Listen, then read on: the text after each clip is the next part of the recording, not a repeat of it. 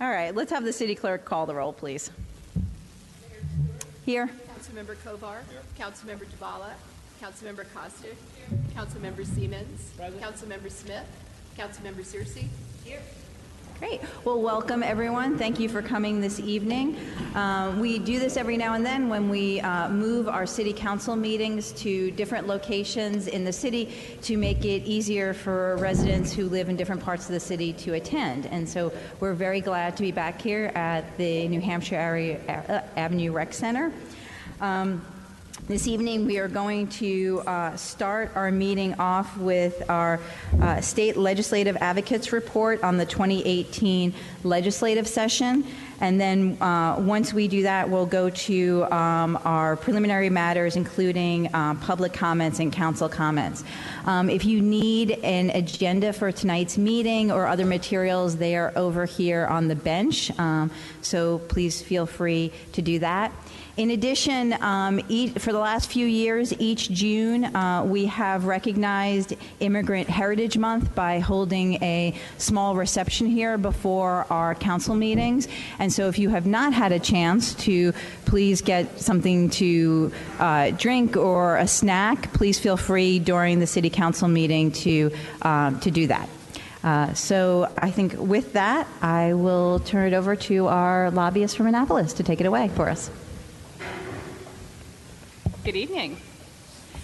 Thank you for having me. And I'm Alice Walker Sen with Public Policy Partners, and I'm the city's advocate in Annapolis. And I just wanted to provide an end of session report from the 2018 session. This was a busy legislative session, in particular because it's a major election year with a lot of activity going on in the primaries and in the general election. Which resulted in a lot of bills getting introduced. I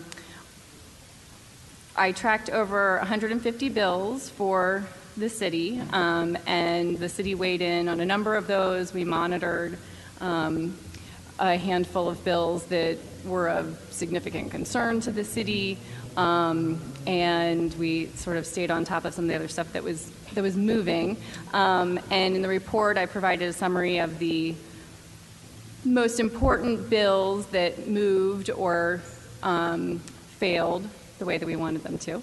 And then I've also provided a bill chart that has all of the bills that we tracked for the city and the final outcomes of all of those bills as well. So as I said, there were over 150 bills that we were tracking. Most of the bills that we were focused on had to do with funding and funding that the city could potentially utilize. One of the major successes that we had was securing funding in a bill that passed during the 2017 legislative session that Delegate Alonzo Washington had introduced for the National Capital Strategic Economic Development Fund. When the bill passed in 2017, it did not have any funding earmarked with it, but Delegate Washington was able to secure $1 million in funding, and due to some of the work that the city did prior to the 2018 session, is grant funding that the city should be able to apply for in the coming year, as we've discussed with the New Hampshire Avenue project. That I think that project is a strong contender for this grant funding. So I was really pleased that funding was able to get included in the budget. And that was added very late in the process on the House side, and we were able to maintain it in the final budget that was passed. The other major win was getting highway user revenue funding back up to more appropriate levels. Overall, it increased by over $72 million, with $22.5 million coming to municipalities in 2019. So, right, but so it goes into effect for 2020. It goes into effect for FY20. Yeah, it's a graduated step up over the next couple of years. So there's more funding added each year. Yeah, it's a new restructuring which will take place in 2020 with a slight change in 2019. Some of the other legislation that the city weighed in on had to deal with adopting new advanced 911 technology, and the city provided testimony on that, which is particularly important to the challenges that the city faces since it's so close to multiple jurisdictions, not only Montgomery County with the city's police force, but we have Prince George's County police force and 911 system, as well as the district. So getting the state to fund and implement better 911 technology will be important for the city in years to come. One of the other major bills that we worked on was defeating a bill that would have taken away municipal authority for small cell tower siting. That was a serious concern, and it looked at one point like that might be moving. And the city was able to work with other municipalities, especially other municipalities in Montgomery County and the Maryland Municipal League in getting the bill defeated. It ended up not even having a hearing. So I think that we were able to send a really clear message that municipalities want to be able to maintain their authority over the small cell towers. The city also passed during the legislative session a gun violence reduction resolution on a number of bills that were in front of the General Assembly, and all of the bills that the city weighed in on were successful in passage. This is a major year for gun violence prevention legislation in the state, and we were really pleased to see those bills pass. Lastly, I wanted to mention the bond bill for the city library. The city was very active in working with the District 20 delegation to try to secure funding for the library. We received $150,000 in 2017, and we were looking for another bond bill for $250,000 this year, which was not successful.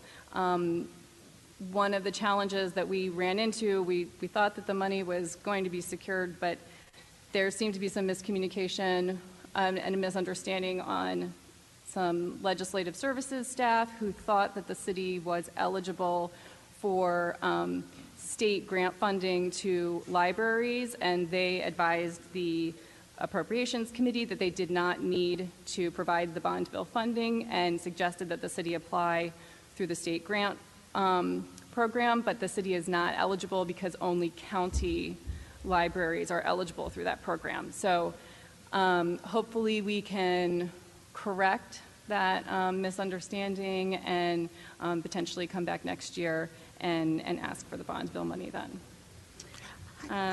Real quick, for folks in the room, can you give a quick rundown of the difference between bond funding versus direct funding versus like applying for a grant? So if we were to get the bond funding, what does that mean?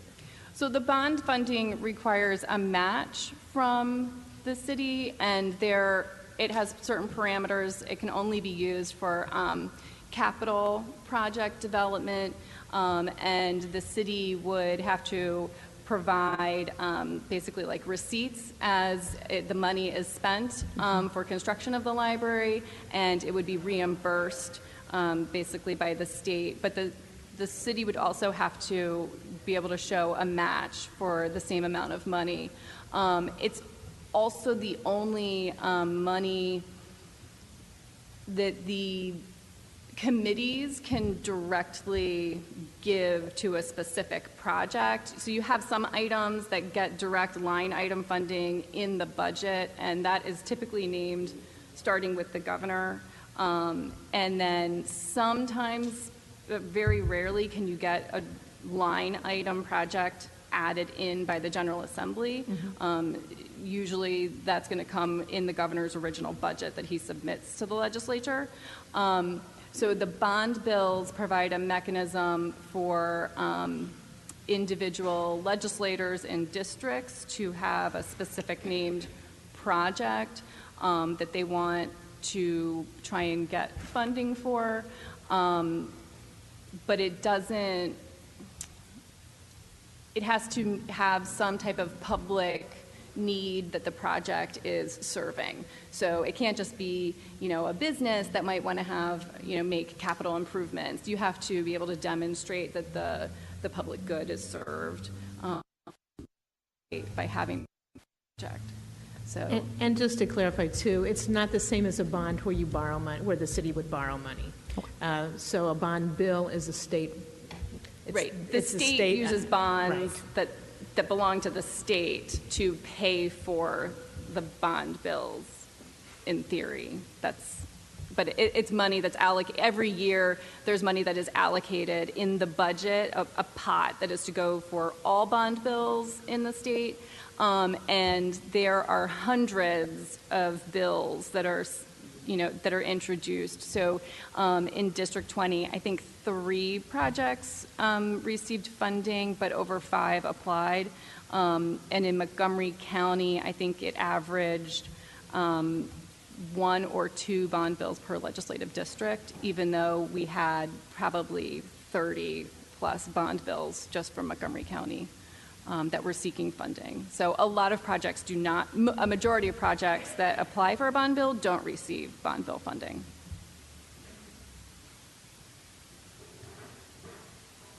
So with that, I would really open it up to questions from the council about specific bills that you might recall or more details that you wanted on anything. Thank you. I'll just open it up to my colleagues. If anyone has any questions, you can turn on your own microphone. Councilwoman Debala? Yeah, just comment on the renewable portfolio standards bills, the 100% and the 50%, just so people know what happened. Sure. Yeah, there were a number of bills that were introduced that sought to increase the state's renewable portfolio. And I would say that the fact that there were different levels that were being sought, those bills sort of competed with each other.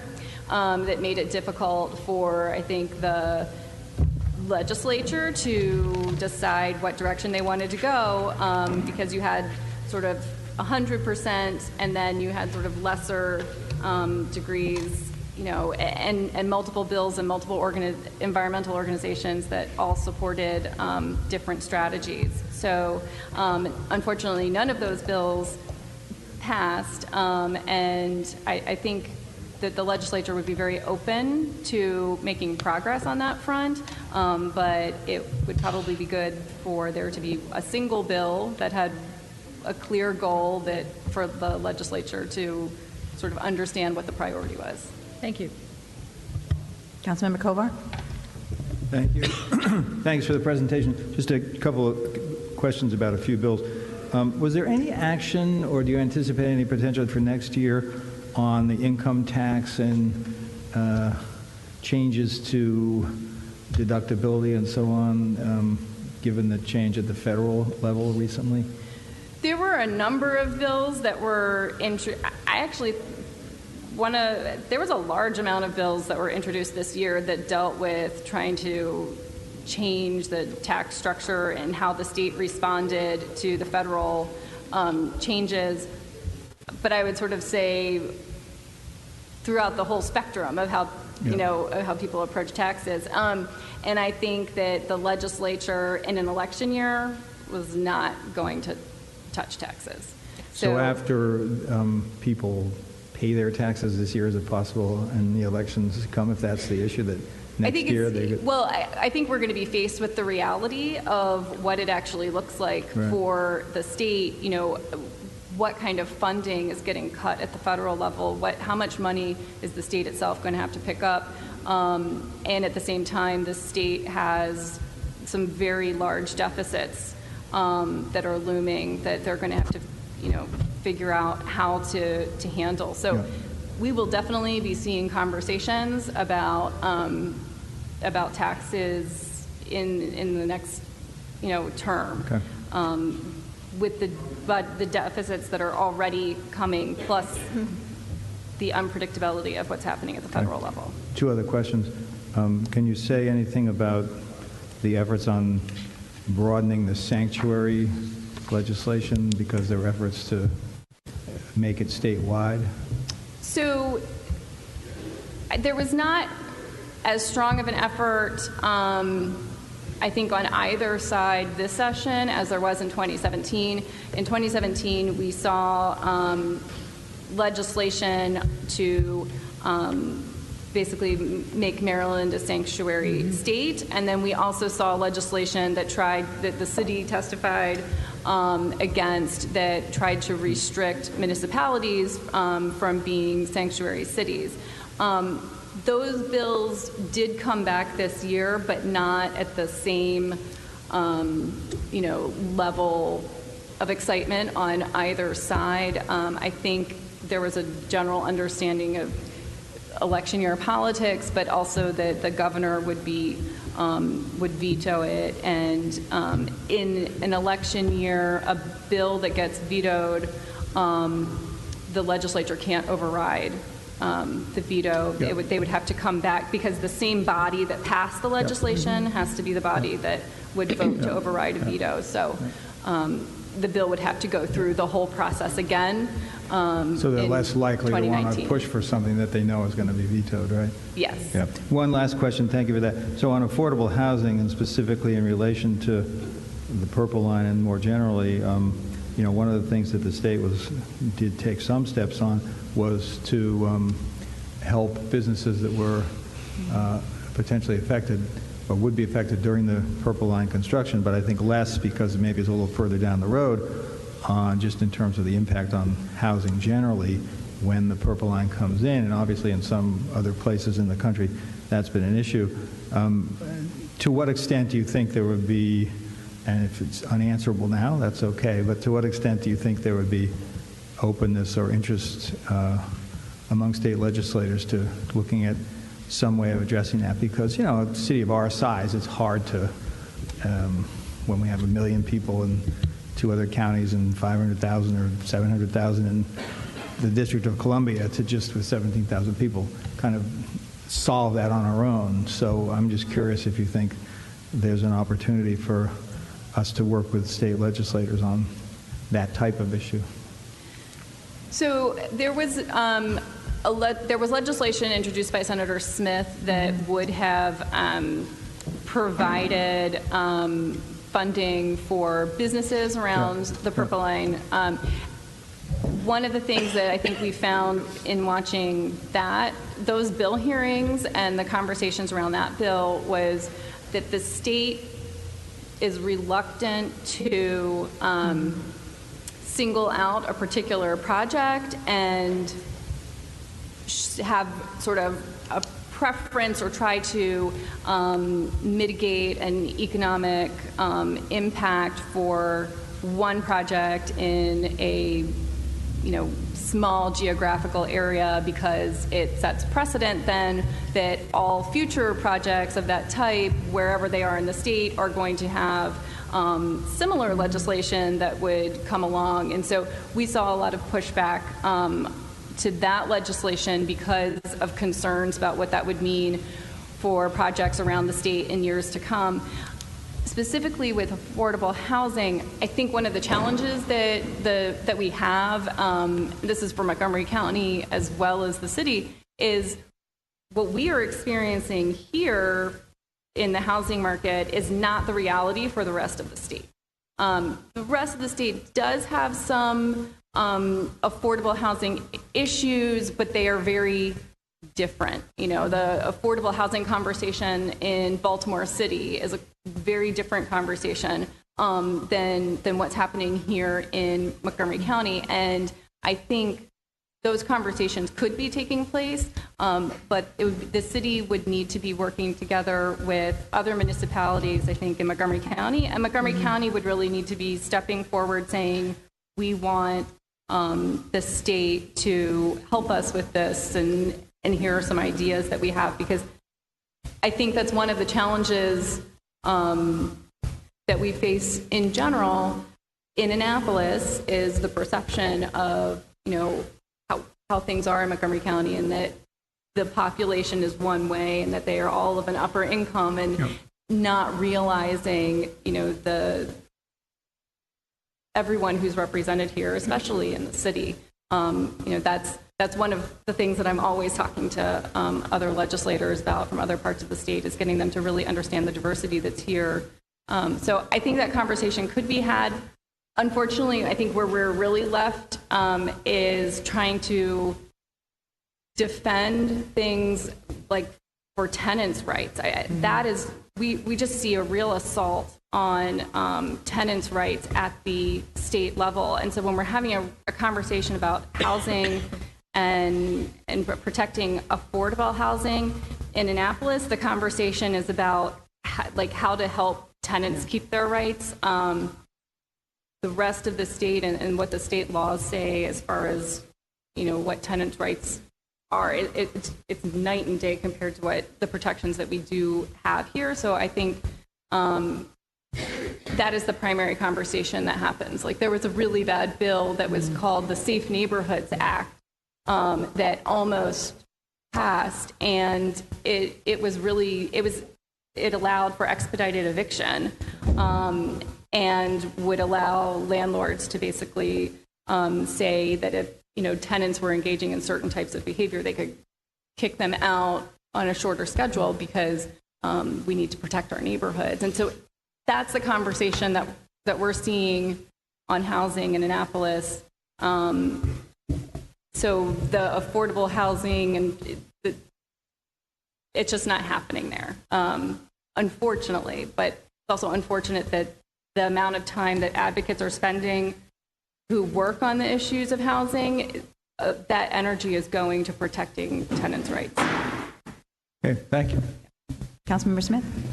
Thank you for the presentation. Just a couple questions. You talk about the email protection in the PIA bill? Senator Kagan's bill? Yes. Yeah, so I believe that one was in response to a PIA request that was made to get email addresses of citizens so they could be used for really any purpose. And so, yeah, that legislation was passed to say that you can't just PIA, a database basically of emails of citizens who contacted local governments or state government. Okay, thank you. And can you give some more information about the lockbox that Delegate McIntosh, the legislation that she proposed that's supposed to be on the ballot as a referendum for gambling, to make sure that the gambling revenue has to go to education? Oh, for education. Yes. Yes. So we have had, when the state passed legalized gambling, the idea was that money would be going to education.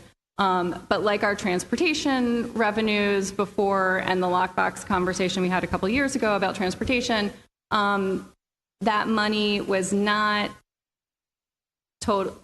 totally walled off, so that if the governor wanted to, they could utilize the gambling revenue for any purpose that they wanted, even though the intent was for education. So the legislation, which I also believe was vetoed by the governor, would say that that money is in a lockbox, that you cannot touch it. It has to go for education. And they also just changed some of the formulas around the gambling revenue. But and then finally, we've heard about structural deficits at the state level for years now.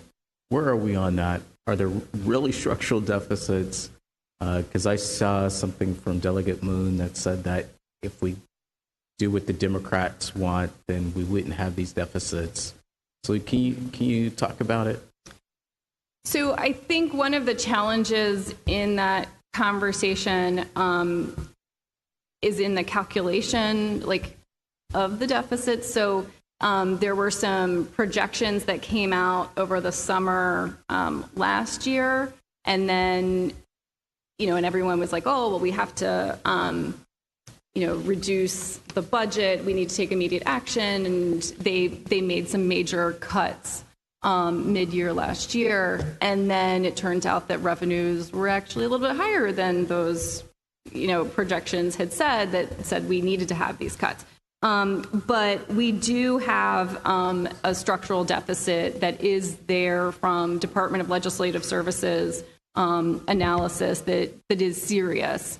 And I think that there are a lot of ideas out there for how to address the structural deficit, but I think there's probably a disagreement between House and Senate leadership and the governor on how to address that deficit. So depending on what happens in November, I think we'll see a lot of different approaches to the structural deficit, depending on who the governor is come next year. I think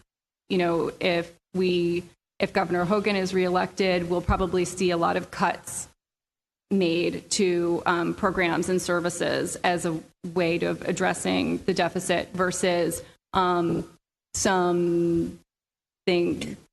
possible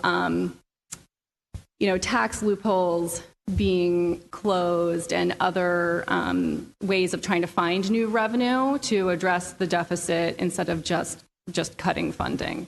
And so is this deficit just one fiscal year, or are we seeing it multiple fiscal years? No, it's multiple. So I'm just looking at my notes here.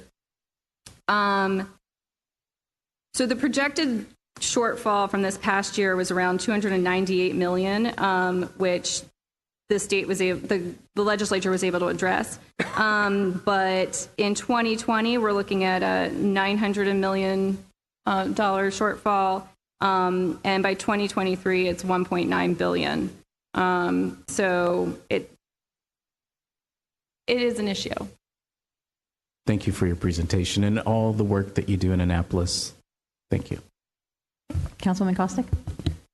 Thank you for your presentation, and I really appreciated the opportunity to work with you this year. There have been a lot of good questions asked already, so first I wanted to thank you for your work on the gun violence resolution that we did and advocating for those bills that passed. But I also wanted to just take a moment to kind of look more at process and the way that we're doing things. Mm-hmm.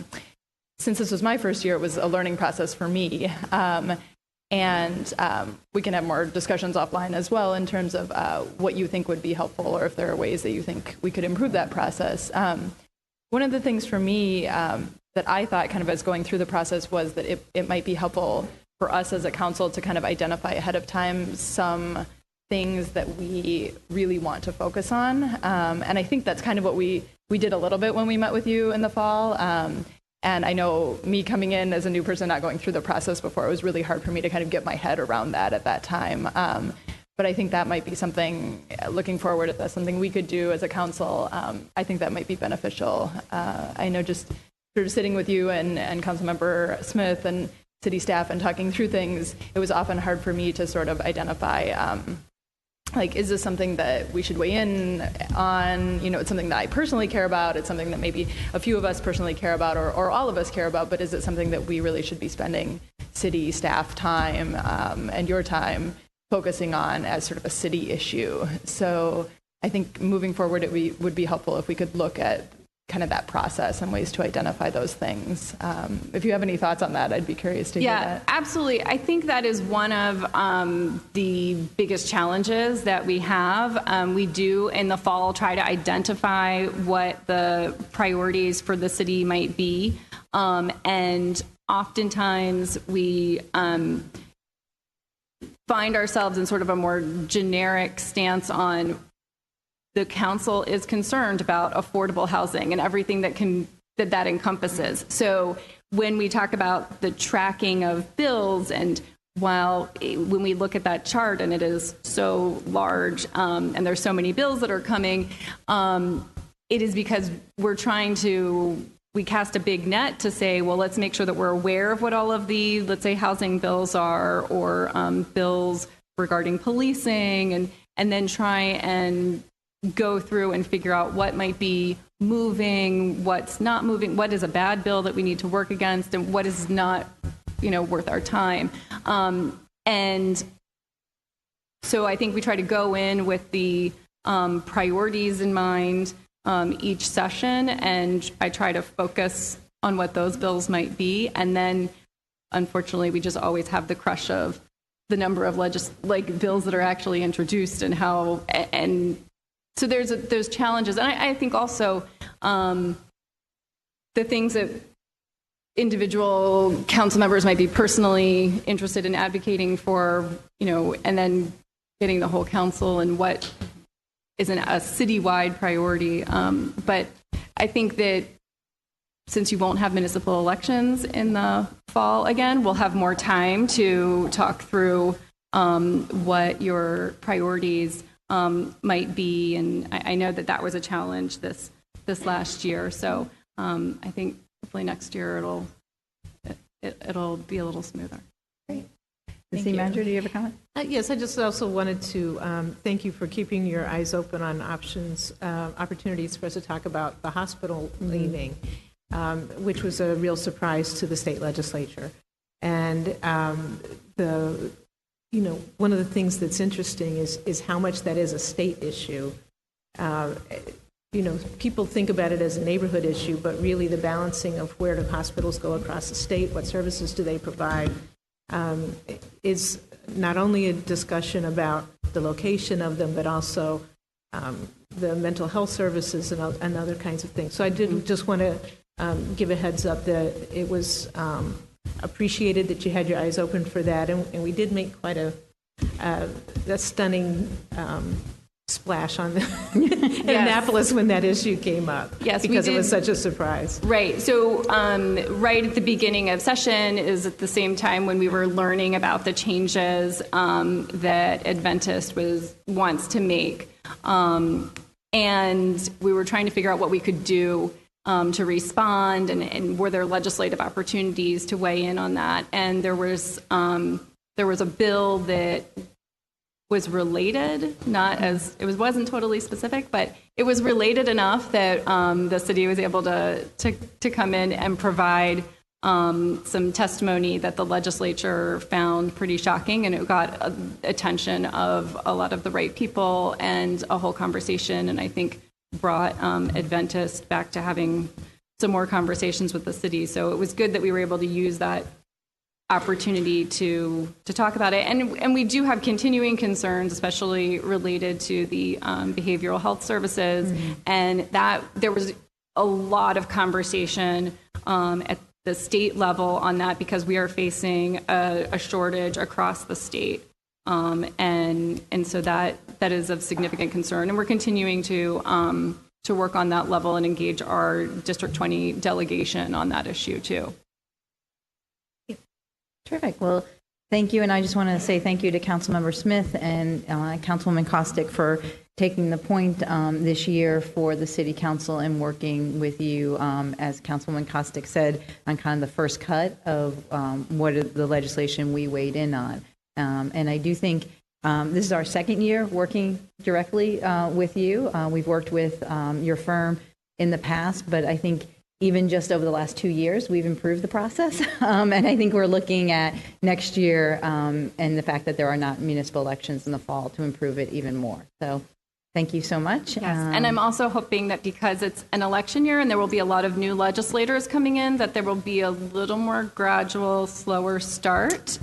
Fingers crossed that we can all breathe a little bit at the beginning, and it won't be such a rush like it has been the last 2 years. So great. Well, terrific. Thank you for coming this evening. Thanks for the opportunity. All right. We'll now turn to our agenda items. There's no change in our agenda for this evening. Just have to check on my phone to look at our rolling agenda. Next week, we do not have a city council meeting. Members of the city council will be attending the Maryland Municipal League conference, and so we will not have a meeting on Wednesday, June 13th. Our next meeting will be on Wednesday, June 20th. We will be back at the auditorium on Maple Avenue Beginning from 6:30 to 7:30, we will be having a reception for city board, commissions, and committee volunteers. This is an opportunity for us to thank people who serve on residence committees and volunteer throughout the year. On our agenda the night of June 20th, we have, for the record, a recognition of the volunteers. Tentatively scheduled, we have a report on the Tacoma Junction traffic studies. Our voting sessions that evening will be a first reading ordinance authorizing property transfer between the former John Nevinth Andrews School and Spring Park, and a resolution providing for appointments to committees. Our work session on June 20th will be a presentation and discussion of FY 2019 Community Grant Award recommendations, and a tentatively scheduled follow-up to discuss of curb painting and the use of experimental street markings. That sounds odd. I don't think it's going to be as artistic as it sounds, but maybe we can work on that. I don't think it's as fun as it sounds. Yeah, I know it is. On Wednesday, June 27th, the following week, we will be at the auditorium on Maple Avenue. We will have a work session on the Purple Line construction and voting session on the second reading ordinance authorizing property transfer between the former John Nevinth Andrews School and Spring Park. And then the following week is 4th of July, and I think all of us will hopefully be at the parade. Just before I move on, for the record, I know folks are interested in an update on the Tacoma Junction dates. We have not yet got final word on when we will have the final traffic analysis. And I see we have received information from the co-op and NDC that they're working on finding a mediator. Until we have information regarding the final traffic analysis and when we will receive that, and when NDC and the co-op reach an agreement on a mediator, after that we will look at the schedule and figure out when a vote is appropriate. So until those two pieces of information are available, we will not be setting any dates for a work session or a voting item on Tacoma Junction. All right. Additionally, this evening, for the record, we have two items. One is proclamation of Immigrant Heritage Month and a proclamation on Gun Violence Awareness Month. I'll just read both of those for you. For Immigrant Heritage Month, whereas as a nation of immigrants, the United States of America has benefited from the culture, ideas, skills, and abilities of those who have come here to work, to learn, and to find freedom and shelter. And whereas in Tacoma Park, we have many first and second generation immigrants as our neighbors.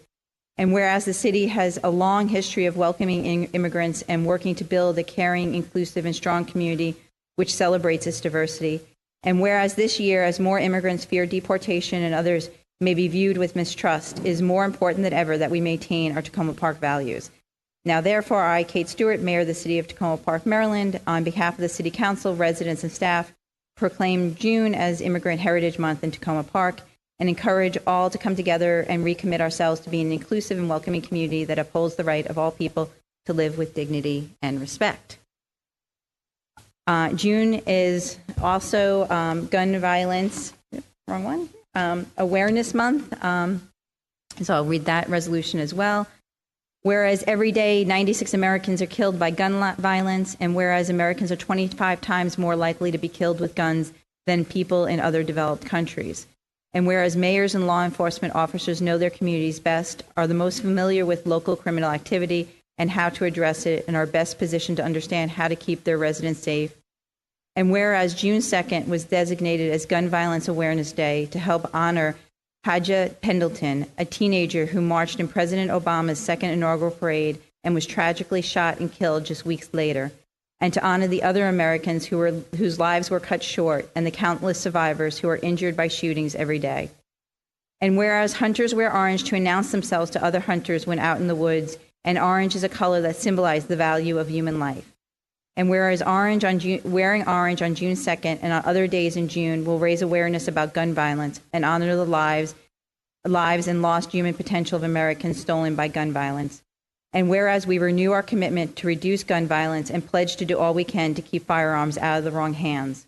Now, therefore, I, Kate Stewart, Mayor of the City of Tacoma Park, Maryland, declare June 2018 to be Gun Violence Awareness Month in Tacoma Park.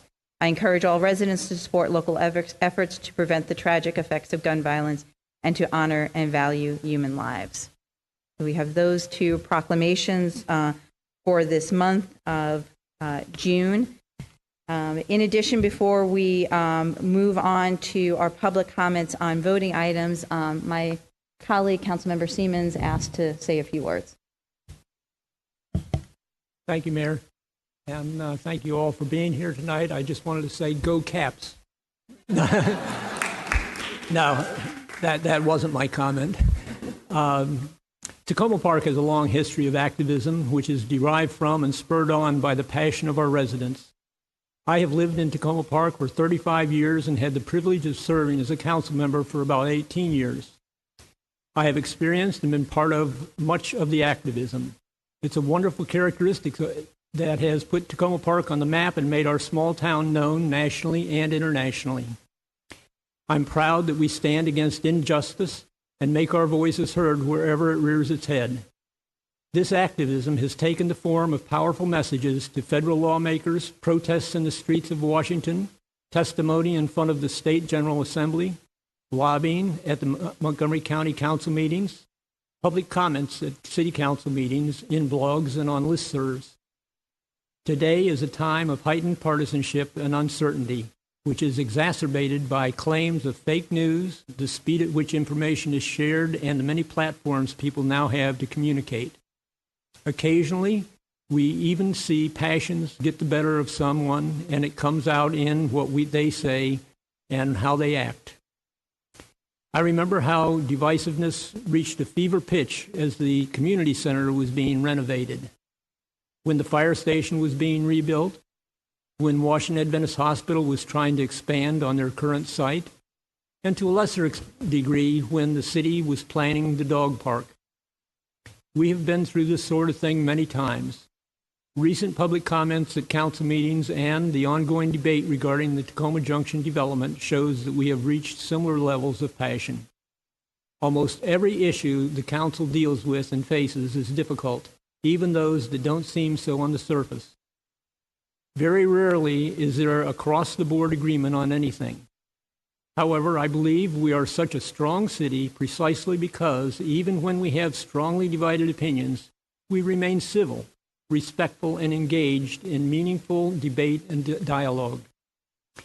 As we proceed through the difficult Tacoma Junction development topic, where there are very strong opinions, I hope we can refrain from personal attacks and misrepresentations aimed at strengthening an opinion. We are all in this together.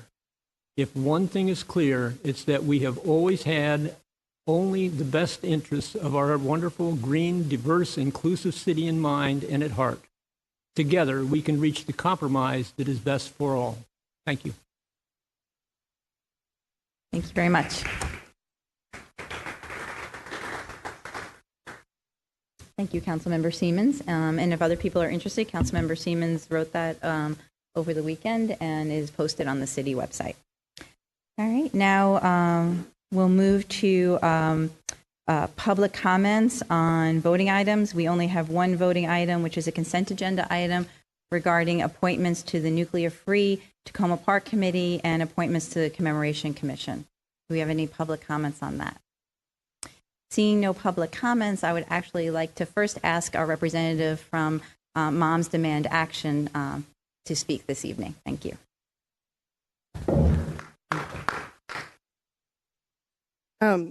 So my name is Danielle Veith, and I'm the Maryland chapter leader for Moms Demand Action for Gun Sense in America. I'm also a Tacoma Park resident, wife, and mother of two children. Thank you, Mayor Stewart, and to the entire City Council for issuing a proclamation for National Gun Violence Awareness for the third year in a row. And most proclamations are just for a day, and we have Tacoma Park, so that's very exciting. So thank you. And I just wanted to share a couple of things. Moms Demand Action and our community partners observed Wear Orange Weekend in honor of National Gun Violence Awareness June 1st through 3rd last weekend with more than 450 events in all 50 states. including our 10 local groups across the state of Maryland, hosted 12 events this weekend. And we had picnics, playdates, concerts, walks and runs, and all sorts of creative activities across the country. In addition, skylines and iconic landmarks went orange from the Empire State Building to the NASCAR Hall of Fame, which is my favorite. In Maryland, we had Baltimore City Hall, Johns Hopkins Homewood Campus, and the Bloomberg School of Public Health, as well as all 3 churches in the iconic skyline of Cumberland in Western Maryland. Also very exciting. Lit up orange to honor the countless people that have been impacted by gun violence. The theme for Wear Orange this year is We Can End Gun Violence. And for those who don't know the story, I want to just mention briefly the girl that was cited in Mayor Stewart's proclamation, Hadiya Pendleton, and the inspiring story of Behind Wear Orange. I think it's important for us to share these inspiring stories because Americans need to begin to believe when we say we can end gun violence that it truly is possible. So in 2013, a group of teens at a Chicago high school asked their classmates to honor the life of their murdered friend, Hadiya Pendleton, by wearing orange, as Mayor Stewart mentioned, the color hunters wear in the woods to protect themselves and others. The Wear Orange campaign has grown into a coalition of more than 500 nonprofits, cultural influencers, and elected officials, and orange has become the symbol of the gun violence prevention movement. Those who wear orange pledge to honor lives stolen by gun violence, to keep firearms out of dangerous hands, and to protect our children from gun violence. Whether it's worn by hunters in the woods of Western Maryland or activists in Baltimore, orange honors the more than 35,000 killed and tens of thousands more wounded by gun violence every year, and also expresses our collective hope for a future free from gun violence. This year, we all know, has brought tremendous heartbreak, and has also given us a lot of reasons to be hopeful for change.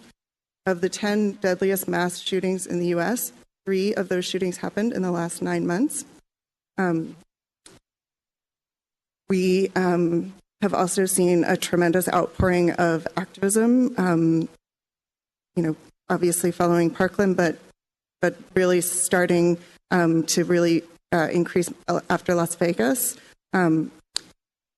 We have last year, Moms Demand Action and Everytown for Gun Safety, our umbrella group, had 3 million members. In the couple days after Parkland, we got 1 million more in a couple days. So we're actually now at 5 million, which also happens to be the number of members that the NRA claims. That's an important milestone to mark. I deeply believe that gun violence is the civil rights issue of our time, exposing problems we face as a country, including racism, domestic violence, poverty, healthcare inequality, and more. So on behalf of the mothers and others of the Maryland chapter of Moms Demand Action, I thank you for your ongoing commitment to fight in the fight to end gun violence. Thank you so much. Thank you. Thank you, and thank you for all your work on this issue. We appreciate it. All right, we'll open it up for other public comments. I forgot to mention, because we are here at the Rec Center and not at the auditorium, that our timekeeper for public comments this evening will be our Deputy City Manager. He will give a 30-second time warning and then a gentle stop warning.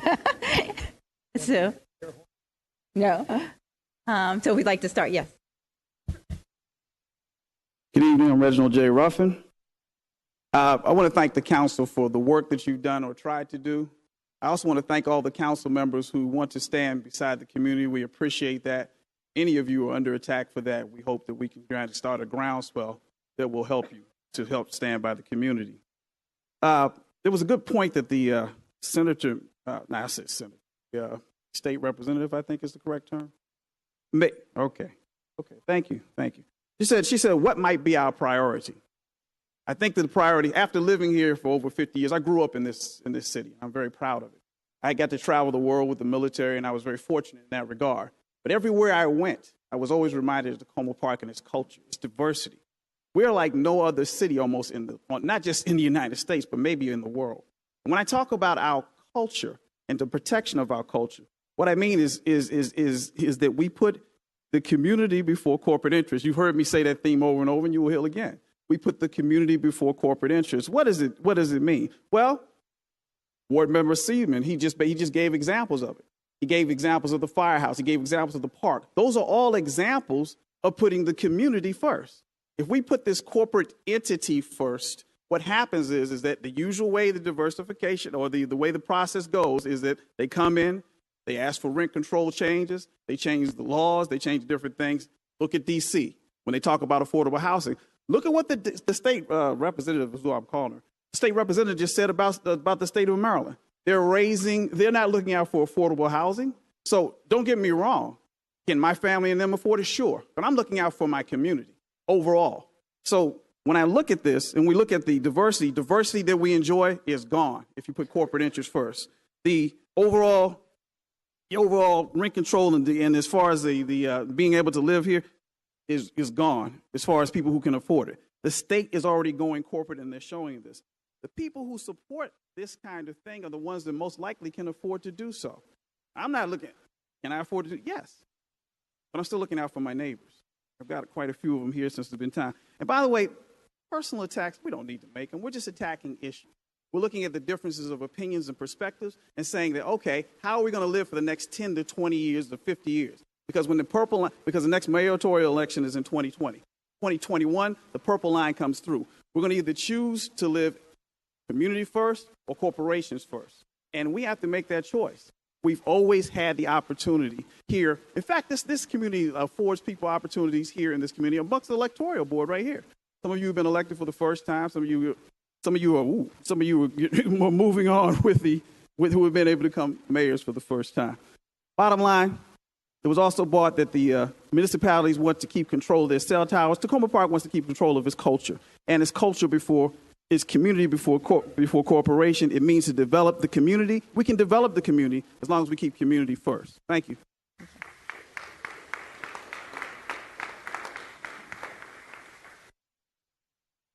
Great, and just don't forget to state your name and where you live in the state, please. Thank you. Good evening, neighbors. Steve Saletta, right over here on 13th Avenue. Normally, I would be completely embarrassed to appear in public in a blazer and cargo shorts. I don't know if you can see it on the TV, but it's all cargo shorts down here. However, when it comes to the Hillwood Manor Community Park, I have to put those personal concerns aside to come and speak to you this evening.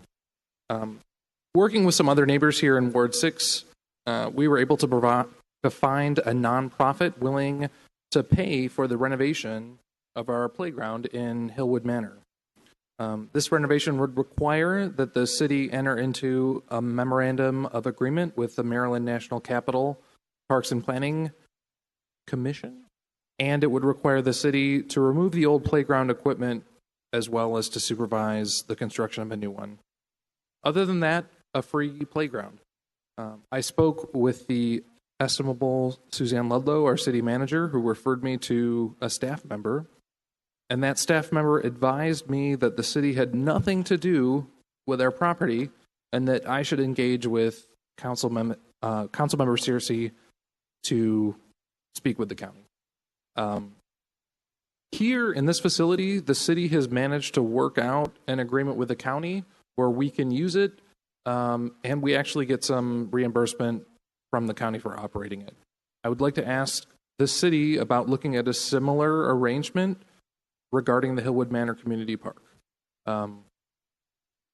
Everything has been consumed by the most politically influential grocery store in the country. I feel like that's sucking all of the air out of our politics, and we need to deal with that so that we can move on to the rest of the issues that are addressing the city. Thank you.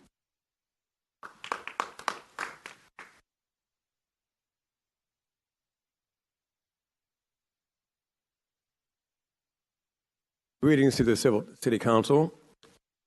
My name is W. Allen Taylor, and I have a reputation for going over 3 minutes, so I'm going to use this to help me get out of that. I'm a fairly new resident of Tacoma Park, Ward 3. I'm here to support the Vote No campaign against the current redevelopment plan of Tacoma Junction.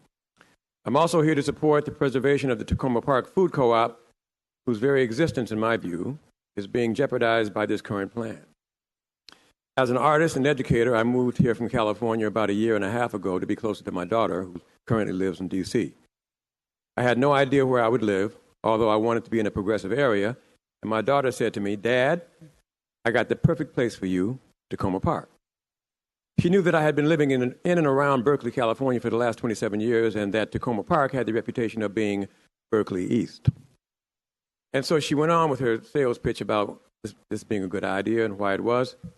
And she ended, though, with a deal closing line that I'll never forget. She said, "Dad, they even have a food co-op." I knew that most food co-ops tend to be health conscious, and so I was happy to hear that. But I was even more happy to hear that it was a co-op. Because having a co-op says something about a community. It says that that community is conscious of equity, conscious of diversity, and at least consciously aspiring to have an egalitarian environment. When I first arrived in Tacoma Park with my daughter, the first place I wanted to visit was the co-op, and I was not disappointed. With all of its charm, warmth, and a wide variety of healthy products, and especially with the diversity of voices I heard in the aisles, it gave me a genuine progressive community feel. And the co-op is not alone. There are many other establishments in the city that help to symbolize that progressive feel. That makes Tacoma Park such a special place to live in. But I'll always consider the food co-op as the crown jewel in that regard. We must do all we can to preserve and protect this local treasure and other neighborhood businesses that would be at risk with this current development plan. The demise of Tacoma Park, only health-oriented grocery store, would be a devastating blow to the residents of our Tacoma Junction neighborhood and our community at large. Our citizens want progress, but not at the expense of losing the very institutions that make Tacoma Park progressive in the first place. It is for that reason that I respectfully request that the City Council vote no on this plan and seriously consider an alternative plan for the Tacoma Park redevelopment, Tacoma Junction redevelopment. Thank you. Thank you, Mr. Taylor.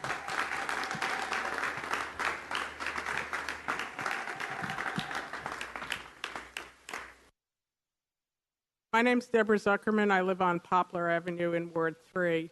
I have not attended a council meeting since the Junction redevelopment has been under consideration. I guess it's a long time. But I was happy to discover Channel 28, and I have actually watched some of the meetings on TV. And I'm not going to talk about the project or the plans because most people here have spoken about that quite articulately in the past. What concerns me and what I want to address is the process, because it seems to me that this is a classic situation of our minds are made up, don't confuse us with the facts. And I don't have a realistic expectation that this will happen, but I'd love to hear from the mayor and the council members about what they would need to hear, if not to change your minds, which I think are made up, then to be willing to step back and reconsider some of the things that you've heard over the weeks and months. It kind of reminds me of a boss I used to have who every once in a while would call a special staff meeting because he had a great idea. And every once in a while the idea wasn't bad, but more often than not the staff didn't really agree with him. And we'd go around the room and he would let each of us speak. But it became pretty apparent that his mind had already been made up. And we started calling it an appearance of democracy. And that's what this feels like. And while there were similarities in the processes, there's one big difference. We didn't pick him as a boss, but we have chosen you. And I think you owe us and we deserve more than an appearance of democracy. And I think at some point after the vote is taken on the redevelopment, you may be asked by people what the process was like, and you'll say that you heard from your constituents. And I think That's true. But you haven't, I don't think you can honestly say you listened to your constituents. And I hope that you'll think about your next campaign, because if you're not listening to us now, you will be listening to us then.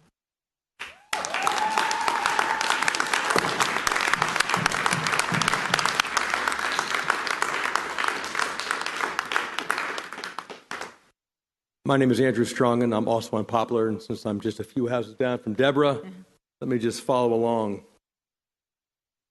I was looking this morning at the development agreement, at the resolutions that came after that, and thinking about those in the context of the current plan.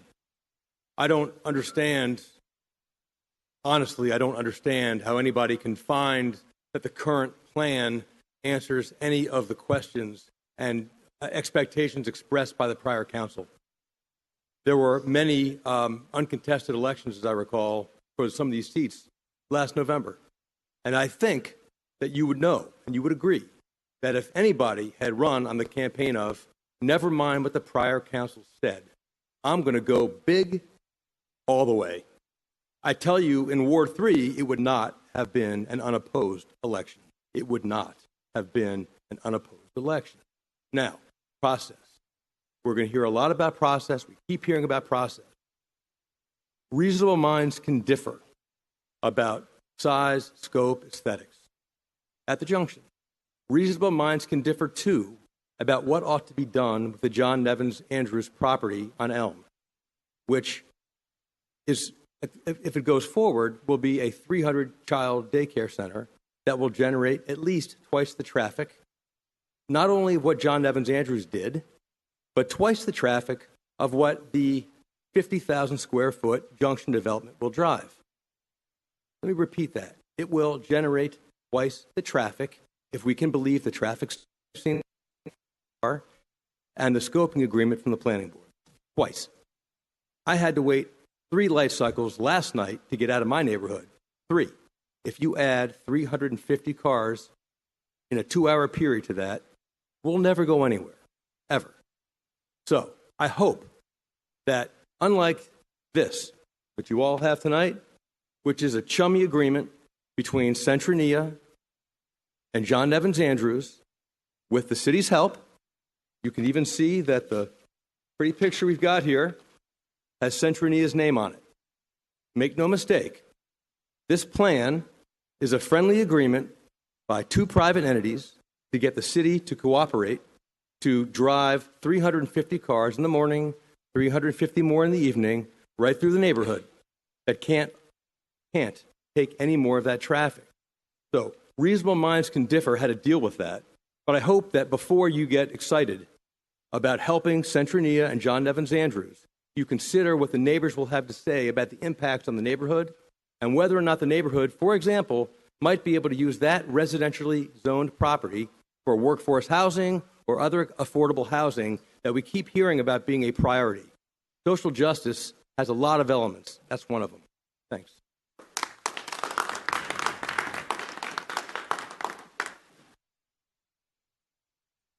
Again, I just want to tell the Deputy City Manager, Ms. Taylor asked for additional time, so she gets 5 minutes. Thank you. I'm Betsy Taylor. I'm here tonight representing over 900 people who've signed a petition urging you to vote no on the current proposal that you're discussing, unless significant changes are made. Communities start to fall apart when citizens feel that their government officials and city staff are not really listening to them. Many people feel that several council members have stopped listening. We feel this way because the issues we raised in a petition in 2016 are largely the same as we raised tonight.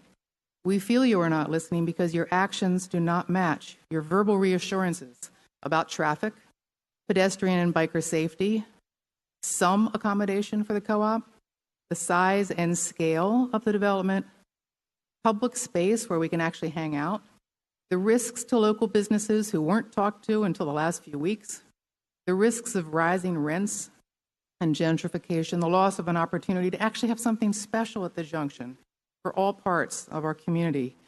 And as we repeatedly raise these same issues, we feel the response has been largely absent. Thank you, Councilman Smith, for your commitment to vote no on the current proposal. We feel that some of you, though not all, probably stopped listening a long time ago. Your minds have been made up, and you're going through the appearance of a process. But your actions indicate you have no intention of actually addressing the many concerns we've raised for years. And Terry, when that happens, that leads to a lot of intensity and frustration in the community. And I think people are really striving to be civil, but it's very, very hard right now because we don't feel listened to. So I'm here tonight to share some of the comments. Of the 900 who signed, there were over 200 personal comments left, and I'm just going to represent a few of those. I won't read the names, but I will give you the petition. The names are there and all the comments are there. The City Council must take our objections and suggested alternatives into consideration. Otherwise, I suggest a citizen referendum on the question of overdevelopment at the junction. The development by NDC, besides being way too big for the space, after all the supposed citizen input, seems to be totally ignoring the wishes of Tacoma Park residents and simply doing what they wanted to do from the beginning. This is not a good or sustainable way to develop what is really a very small plot. As an urban planner, formerly with Loudoun County, I find the most recent plan submitted by the prospective developer to be inappropriate for transportation safety, pedestrian accommodation, and the future viability of the co-op. I mean, this is a stack of the comments. Please hear the voices of the community. The City Council is not listening.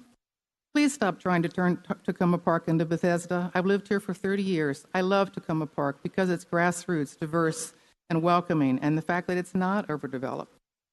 My husband and I are longtime Tacoma Park residents and supporters of the co-op. This alternative vision makes sense. Let's look at that. This will be a huge mistake if the council votes yes. As a member of the Tacoma Park Volunteer Fire Department, the potential for even worse traffic congestion at the junction is a huge concern for me. Where are the traffic studies? I live at the corner of Poplar and Columbia. Getting out of our neighborhood now is a nightmare. I'm worried about what happens when you add 75 parking spaces. This is unwanted development. The construction period is likely to cripple and possibly kill the co-op. And the proposed 72-car underground parking garage will bring more cars into congestion, the opposite of the pedestrian and bike-friendly meeting place promised by the proponents of the plan. So many comments were about the co-op. The co-op is a big part of the reason I love to live in Tacoma Park and was a major factor in deciding to buy my house. I support our co-op, want to see development where public use is considered and where viable traffic solutions are put in place.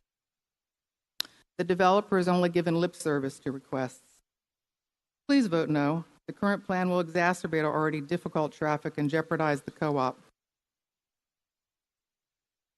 The current plan will destroy my neighborhood and make it look like Bethesda, Rockville. I see you. This is what you've heard for years anyway. I'm just sharing more of it. Please preserve the quality of our life with some reasonable smaller development. I live at 134 Grand Avenue and have for 36 years. Co-op is essential. I think the alternative vision is much better in every way. Please do the right thing. I live on both Ethan Allen and Carroll, and this area is near and dear to me. The plan is overblown and unfaithful to the unique character of our community. I won't go on, except to just say, I hope you'll have fresh ears. I hope you will listen. The process seems really broken to me. Thank you.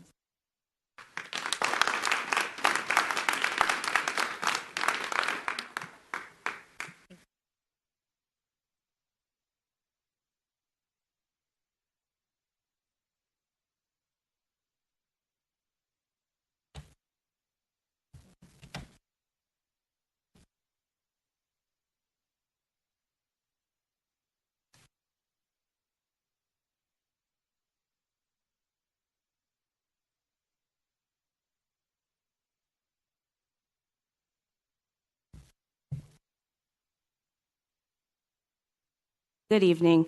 My name is Jacqueline Moore, and I've been a resident of Ward 2 since 1992. I keep coming to council meetings and sending you email, but I feel that you're not listening to my message or to the message coming at you loud and clear from many, many, many other Tacoma Park residents.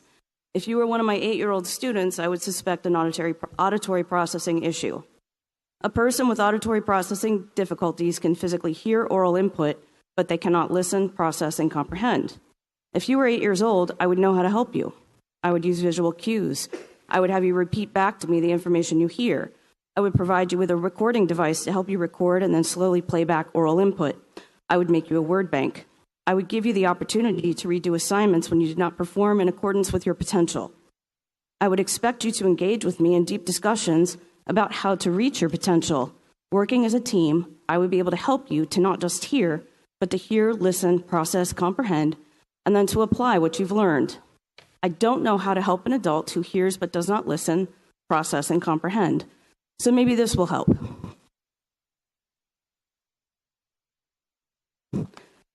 You hear, but we need you to listen. Here's the listen part. I want you to improve and to remember that we vote. Right here.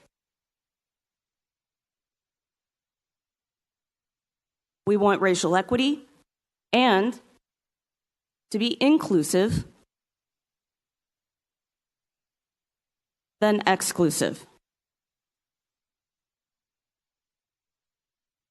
We don't want Tacoma Junction to gentrify and contribute to urban sprawl. We want to protect the environment. We want to protect the environment, and we don't want the congestion brought about by more traffic and construction. We want to protect the environment and the little pockets of nature that make our city such a great place to live. We want for all sides, to cooperate and to work as a team. We want you to understand that your obligation is to represent us, your constituents, not NDC, and not previous councils and mayors who have tried to push through this development in a way that does not benefit or add anything of real value to Tacoma Park. If you are going to show real respect for past leaders of Tacoma Park, ask yourselves again, what would Sammy Abbott do? In other words, don't just hear the oral input. Listen, process, understand, and work for your constituents and our city. Thank you.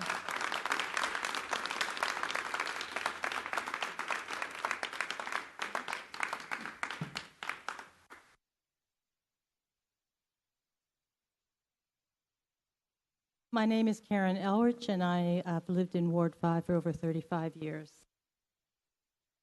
The president of our country denies the existence of climate change, but cities and states across our country are well aware that this is the single most issue that threatens our children and grandchildren's lives. We are in a state of emergency, and scientists across the world are telling us that we have to act now to save our planet.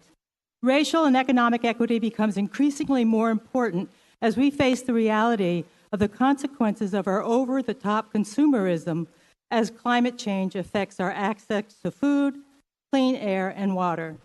If we are brave enough to face the reality of the situation that our city, country, and world are in, we realize that each and every choice we make must be addressing these issues. I strongly believe in the saying, think globally, act locally. You might be wondering why I come before you again and again to demand that this project stop. For me, this tiny piece of land should be used in a way that addresses these issues: climate change, racial and economic equity. This plan fails on all 3 points. It saddens me that this council does not understand this. What are we accomplishing with this development? More consumerism for those that can afford it. This year, our July 4th parade's theme is a city of dreamers. I challenge this council to dream of a junction that has a welcoming and public space where we can meet to dance, sing, play, create, converse, and enjoy the company of residents from every Tacoma Park neighborhood, where we can dream of embracing our neighbors across the boundaries of race and class and culture in a creative, ecologically designed environment that both brings people together and fosters the continued revitalization of the junction. Tacoma Park is the azalea city, the tree city, a sanctuary city, a nuclear-free city, a city that invites our youngsters to become politically active at 16, a progressive city, a city that maintains diversity through rent control. People know us across the country. They come to visit because of these attributes. They will not see us in this development. We dream of using our public land for the public good. Please say no to this development.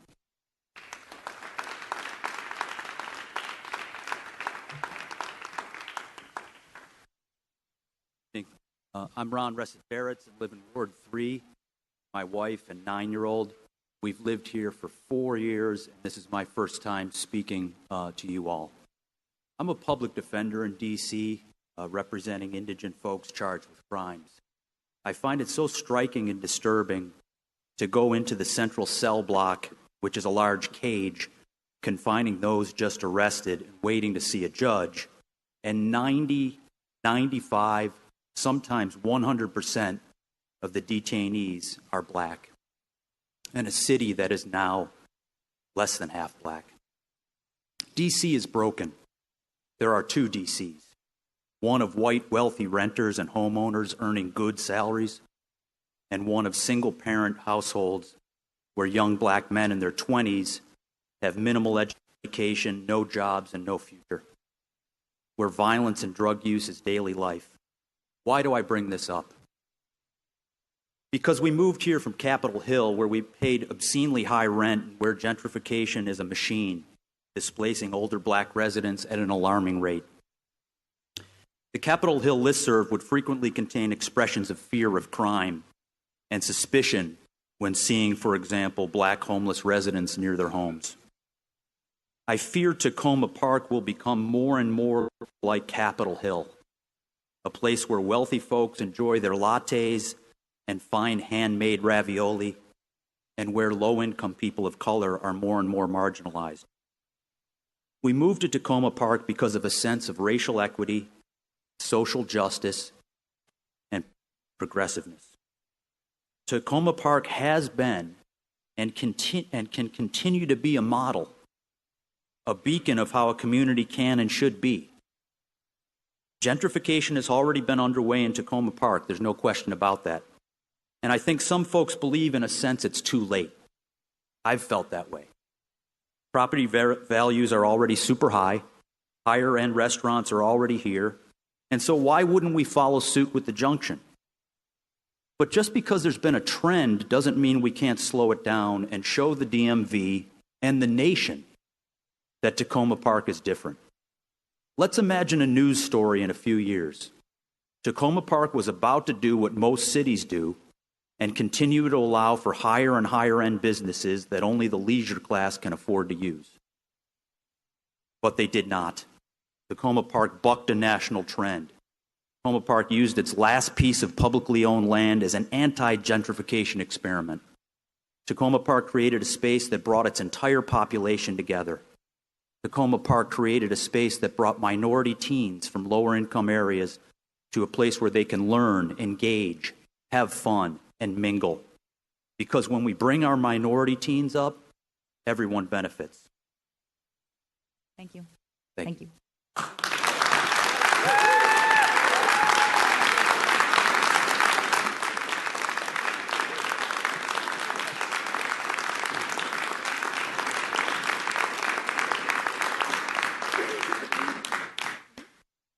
Hello. Very tall. My name is Sarah. I lived in Ward 6 for over a decade, and then for the last 2 years I've lived in Ward 2. I have a husband and 3 kids who are all in the school system. I want to first thank Cindy because last week in the torrential rain, she met with a group of Ward 2 residents that gathered also going through the torrential rain. And so I want to say thank you to you for that and for sharing a lot of different perspectives with us and for also listening to ours.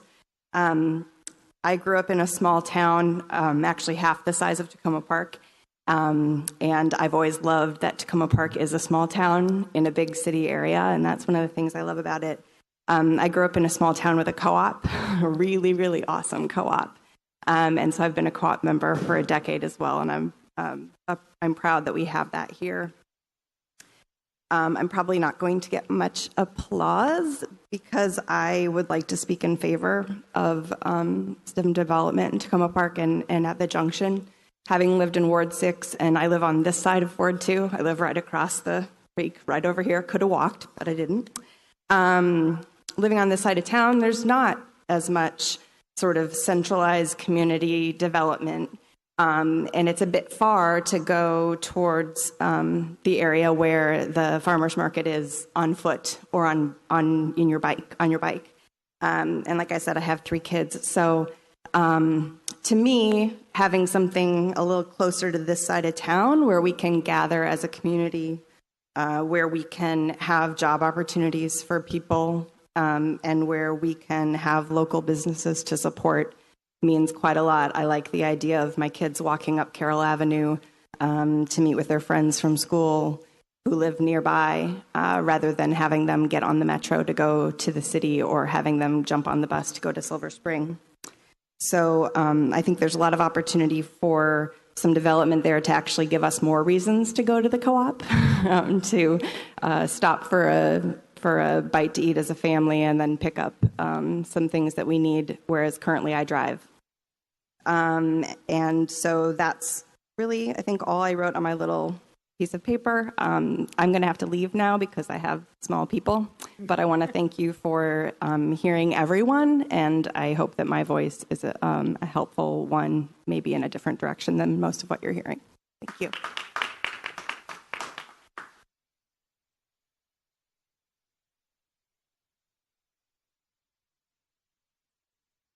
Good evening. My name is Neil Cohen, Ward 3, Columbia Avenue. I'd like to follow the woman's remarks, who lives over, I think it's on this side of New Hampshire Avenue. I think, is that Ward 6?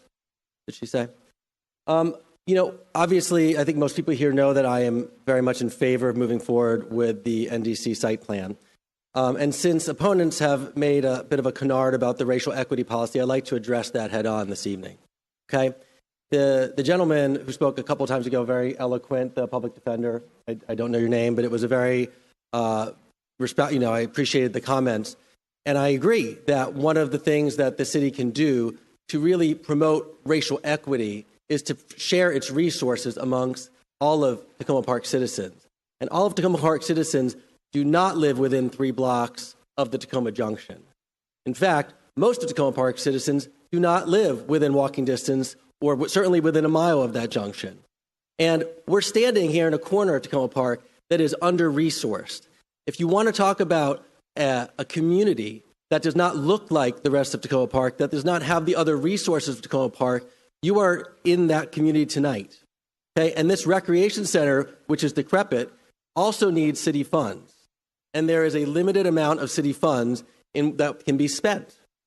So the question is, basically what the opponents are saying is scrap the plan, let the co-op build it, or let the city build it for the community good, but that takes money. Okay? And at the same time, many of the opponents are complaining about their property tax burden. So those are incongruous.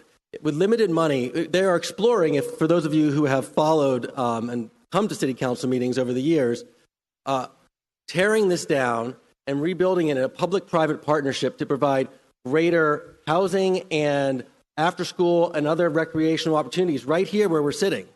Okay? That would be a public-private partnership between a developer and the city so that the city does not have to bear all the costs of it.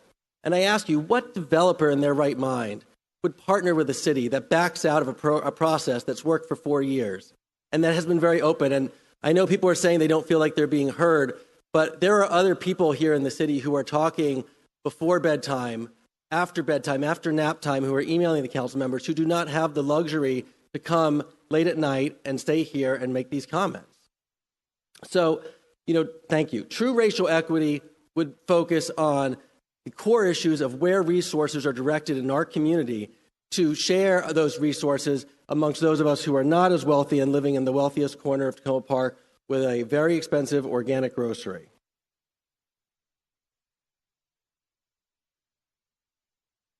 Those are my comments. Thank you.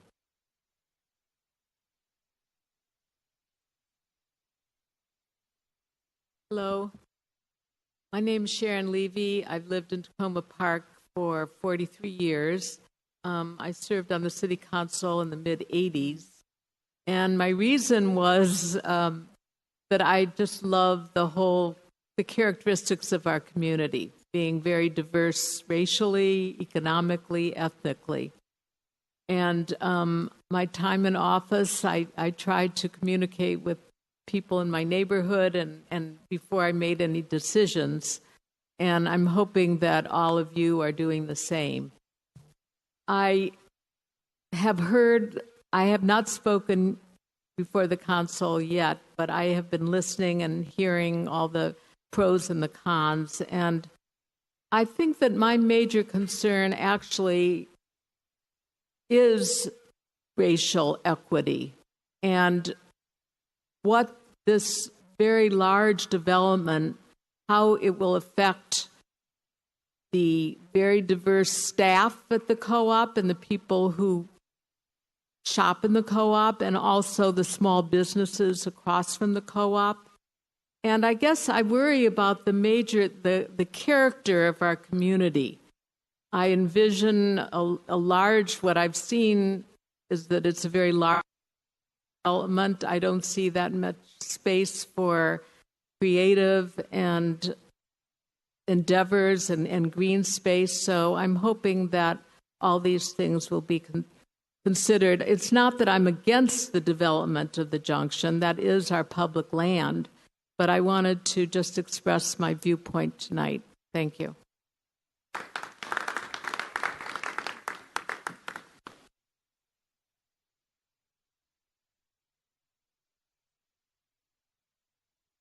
Rachel Hardwick. I'm president of the board of the co-op. Mayor and council members, thank you for your commitment to support mediation between the co-op and NDC regarding the accommodations for the co-op in the proposed development of the junction by providing up to $5,000 in funding. We greatly appreciate your commitment to participate as an observer in the mediation sessions. We are optimistic about the mediation and we look forward to it. Your stipulation that the mediation should be completed by early September is reasonable and feasible for us. With that schedule, we expect to be able to incorporate into our discussions two important pieces of information that will not be available to us until mid to late June. Our experts' pro forma analysis of our economic condition and what we can afford in the future, that's promised to us by mid-June, and the traffic studies by the city and NDC, which we understand will be available by the third week of June. We are in communication with NDC and expect that shortly we will begin the process of choosing a mutually acceptable mediator and setting up 2 mediation sessions. We have one outstanding concern.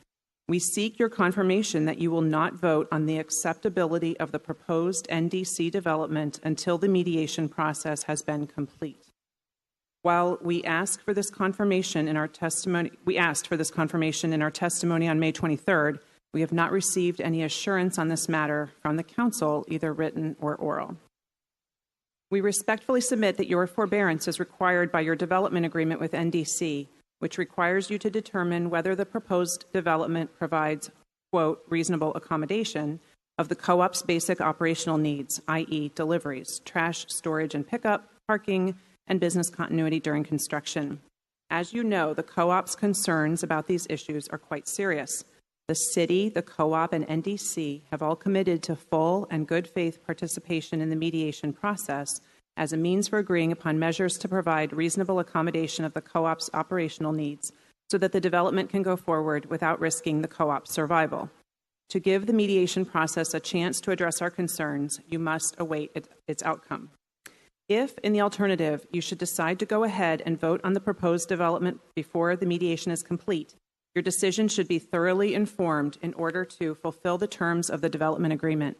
Because you have not yet held a work session on the issue of whether the proposed development reasonably accommodates the co-op's operational needs, we would request an opportunity for a special work session in which our board, staff, and experts can present our concerns. And given the relevance of the traffic studies to the operability of the lay-by, we also ask you to wait to hold the work session until at least 2 weeks after the NDC and city traffic studies are released. Finally, we ask you to provide a reasonable opportunity for public comment following the work session. We think it would be far preferable to go ahead with the mediation and postpone the vote on the proposed development until the mediation is complete. We hope you will agree. Please let us know what course you plan to take as soon as possible. We continue Thank you. That's great.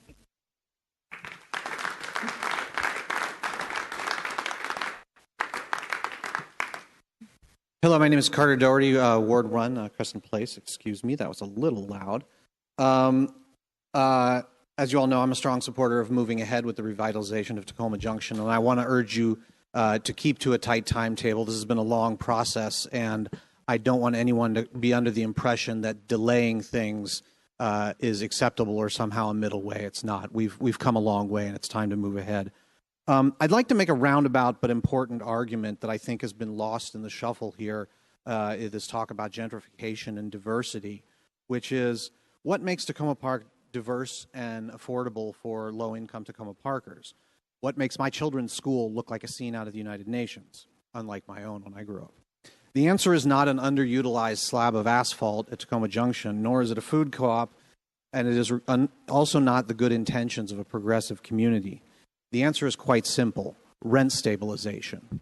When I recently spoke to a family friend who was the city manager of Dayton, Ohio, he marveled at the fact that Tacoma Park had such extensive rent stabilization laws. And I said, yeah, I think it's a great thing. It helps ensure that lower income kids get a good education at Tacoma Park schools, and my children get to see the world at Tacoma Park schools. Now, the city manager recently identified sources of property tax funds by land use category, which is a fascinating statistic, Susie Ludlow.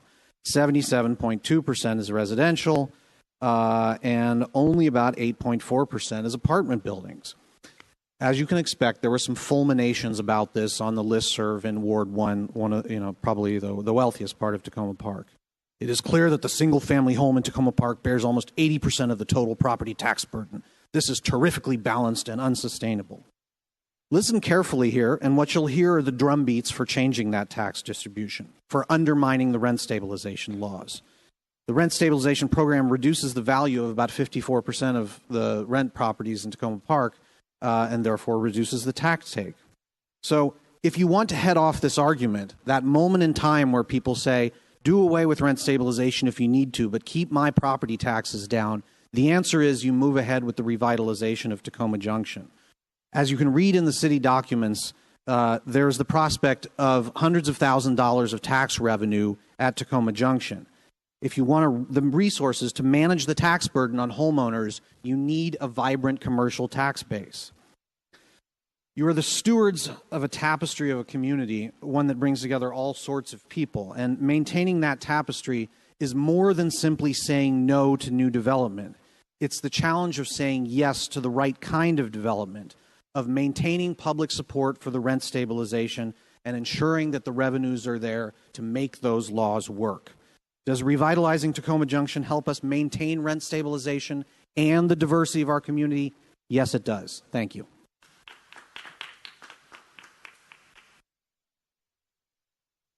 Hi, I was not going to speak today, but there's a mischaracterization of, I'm sorry.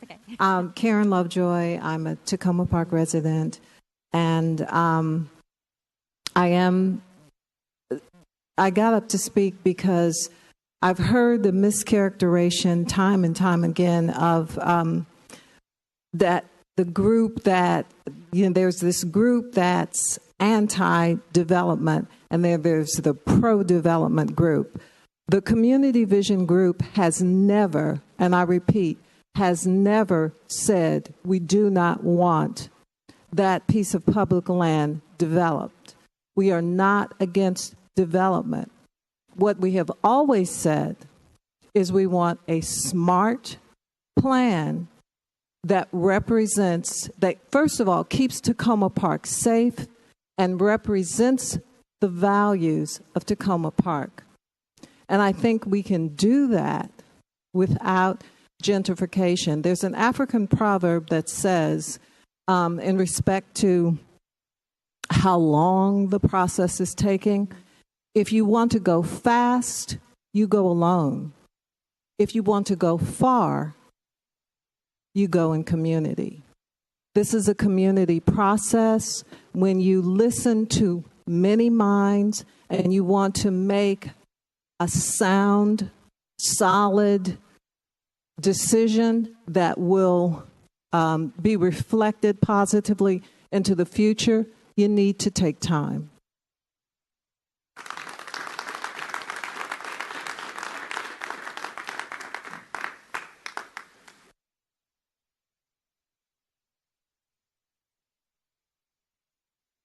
My name is Fred Schultz. I live in Ward 6 on Wildwood Drive, and I used to serve on the city council for about 8 years.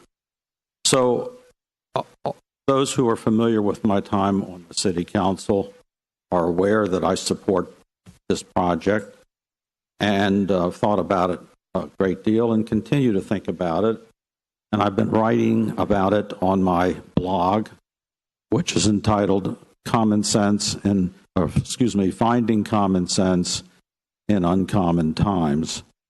A couple of my recent blogs have addressed the Tacoma Junction project. Recently I wrote one called A Layman's Guide to the project so that people could understand the approximately 6 to 8 year history of this process that we've been involved with. Because a lot of people are new, and a lot of people that are here have forgotten where we all started. And then most recently, I think yesterday, I talked about the issue of gentrification and racial equity as it pertains to this.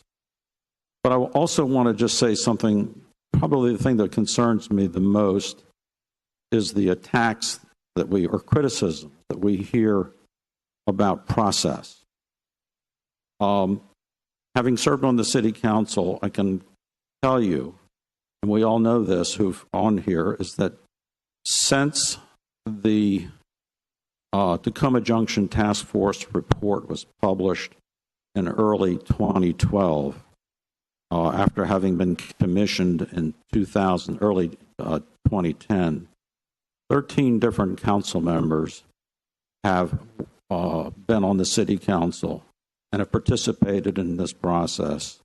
And at no time has any city council member ever voted against the process.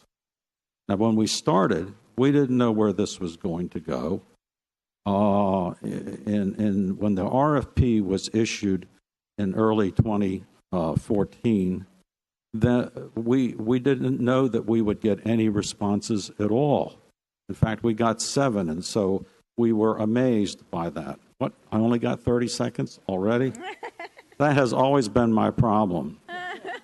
But I want people to understand that there has been a process that's been very, very carefully followed, very democratic, and that has led us to where we are and the decisions that we're about to make with regard to the NDC project.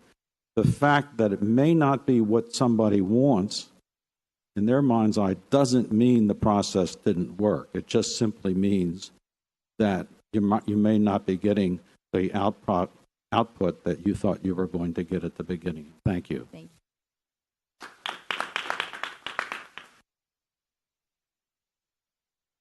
Good evening, Bern Kelly, Ward 3. Finding common ground, Fred, finding common ground for our community. 2 weeks ago, I stood before you and the citizens of our community. And the theme of my 3 minutes was, what would Sammy do? Sammy was an angry man. 2 weeks ago, I was an angry man. I didn't like that, and obviously nor did you. So I apologize. That made you uncomfortable or angry. But your resolve and appearance to accept the current version of the NDC plan stirs the pot. This week I ask you, what would Robert Kennedy do? He asked us to recognize the ripple effect, the splash that landed on the tax-paying citizens, the real owners of the central open space, the tidal wave that washed out the city's reasonable accommodations commitment to the co-op. The ripples are rising. The ripples are roaring about fairness by our government to all colors of people. The ripples are rising about housing, teen spaces, small businesses, transit, parking, historic preservation, economic and racial equality and opportunity. The tide of our civil discontent and our civil disobedience is rising. We don't want you to drown in it. We do want a better plan, a better development, and a big public space. Thank you.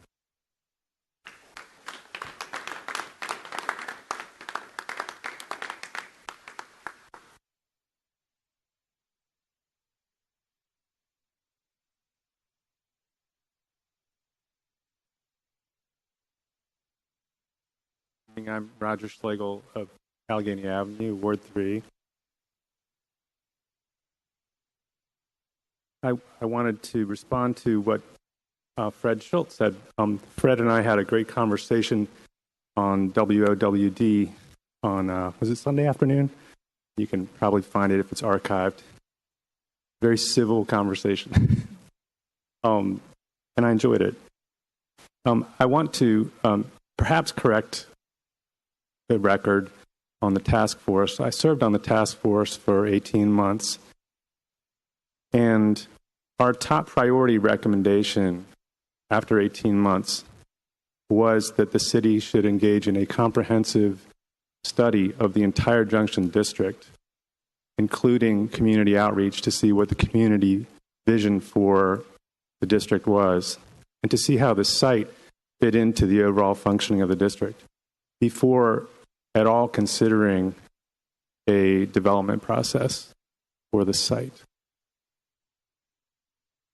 Therefore, I and many other members of the task force were simply astonished when then City Manager Brian Kenner proposed an RFP plan that essentially leapfrogged over all of that.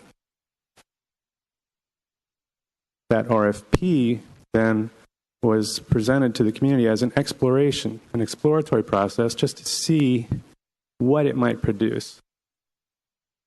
Now we seem to be revising that history and saying that, well, we have to see this through. We're obligated to see this through with NDC. We are not obligated. We've reached a point where the exploratory process has come to a close and a decision needs to be made pretty soon. Councilmember Smith, I want to acknowledge and thank you for your forthrightness in looking at the site plan and having determined that it's not acceptable, letting residents know where you stand. Thank you very much. I want to echo what Karen Lovejoy said, that I very much want to see development at the junction. I want to see development that's right for our community. I'm interested to hear any comments that any of you would be willing to share about these questions. If NDC hasn't identified an anchor tenant by the deadline of July 11th, do you feel it necessary to grant them an extension, and if so, why? In supporting a compromise solution, do you believe that such compromise can happen with or without NDC? Whenever final traffic studies are released, how much time do you feel residents should have to review the data in those studies?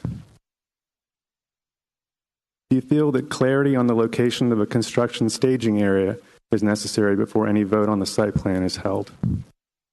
What if it's Spring Park or Forest Park or the lot on Ethan Allen? Your time is up. Thank you, and I will share other questions that I have with you. I'm sorry for running over. Thank you.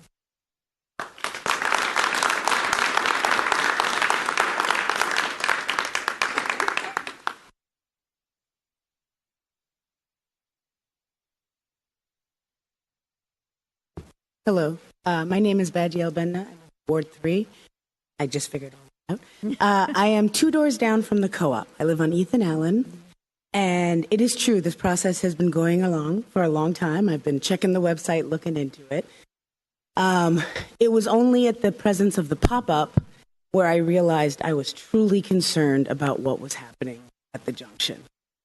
I am a single mother. I live close to the co-op. I love this community. When my daughter was a small child, and it was a rain day, and I stayed home with her for the first year, on a rainy day when we had nowhere to go, we would walk over to the co-op, and the cashiers there would allow her to get behind the desk and press the buttons and help the customers, and sometimes they would even hang out with her while I did shopping. That is what Tacoma Park is to me. That's what's important. That's what I hope to preserve. I am personally, as a grown-up, terrified about taxes, terrified about the parking, terrified what damage is going to happen to my home because of the construction. The buses, as they go down 410, put cracks in my plaster. I know that as a resident who is going to be directly impacted, not only by the new development, but also by the construction, disruption, tractors, traffic patterns, there has been no outreach. There has been no attempt to talk to us about how our day-to-day lives will be impacted, or to even figure out what we might need to see as these changes occur. I understand that I need to come to these evening meetings, but as I said, it's a challenge and it requires a lot of effort. And as my representatives, I would have hoped that an effort was made to find us and see what we felt and what we felt was best. I hope that in moving forward, that space can grow into a place where my daughter can go as a teenager without having to spend money, to share space with others, to hear voices of her community. I hope that it is a place that I can continue to show off with pride to all my New York family who is so jealous of this peaceful, wonderful town I live in. I do not need to show them more development. I do not need to show them more buildings. I want to show them a space where they can hear different voices, experience different rhythms, and continue to enjoy both the small and the large that this city have to offer. I know I'm coming to the end of my time. I want to point out the development that has occurred in the city. I've been here for 15 years, has already altered my behavior in this city. I avoid going in. My daughter is on WOW D. She now needs to walk into town because I can't drive her in because there's no place to park without pay to walk her in. So we are being changed differently. Thank you very much. Thank you.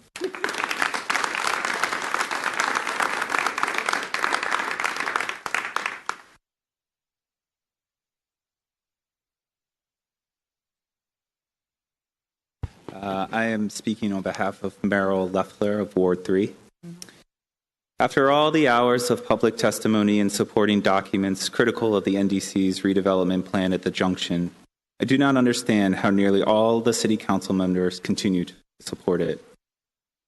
The plan neither benefits all residents of Tacoma Park nor reflects the community values of inclusivity our city prides itself in. To begin with, the council should have immediately rejected NDC's outlandish conception of a lay-by for delivery trucks close to the confluence of two heavily trafficked roads and its feeder streets. In addition to increasing traffic congestion, the lay-by creates hazards to pedestrians, bicyclists, and automobiles, and is at odds with a welcoming public space. Equally unworkable is the plan's underground parking garage that would significantly disrupt the TPSS co-op operations, increase traffic hazards below and above ground, and make parking expensive.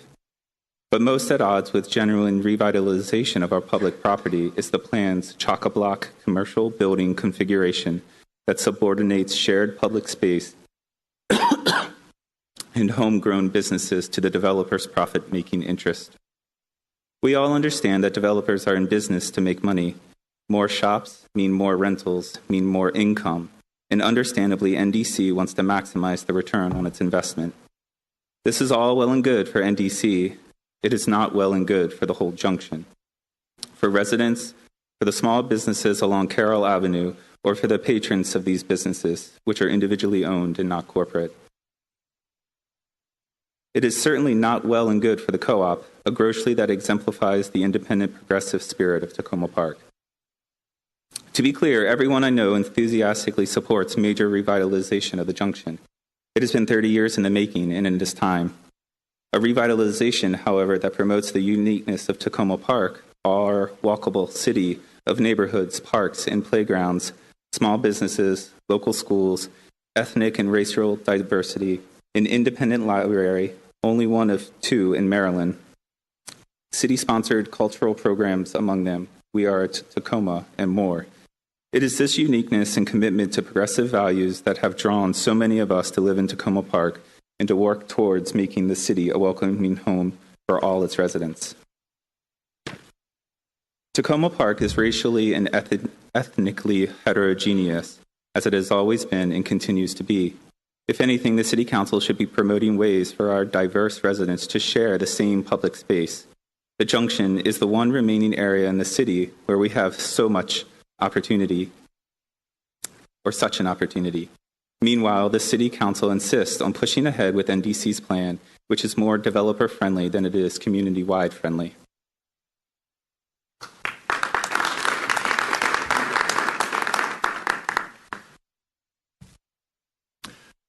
Joseph Klockner, Ward 2.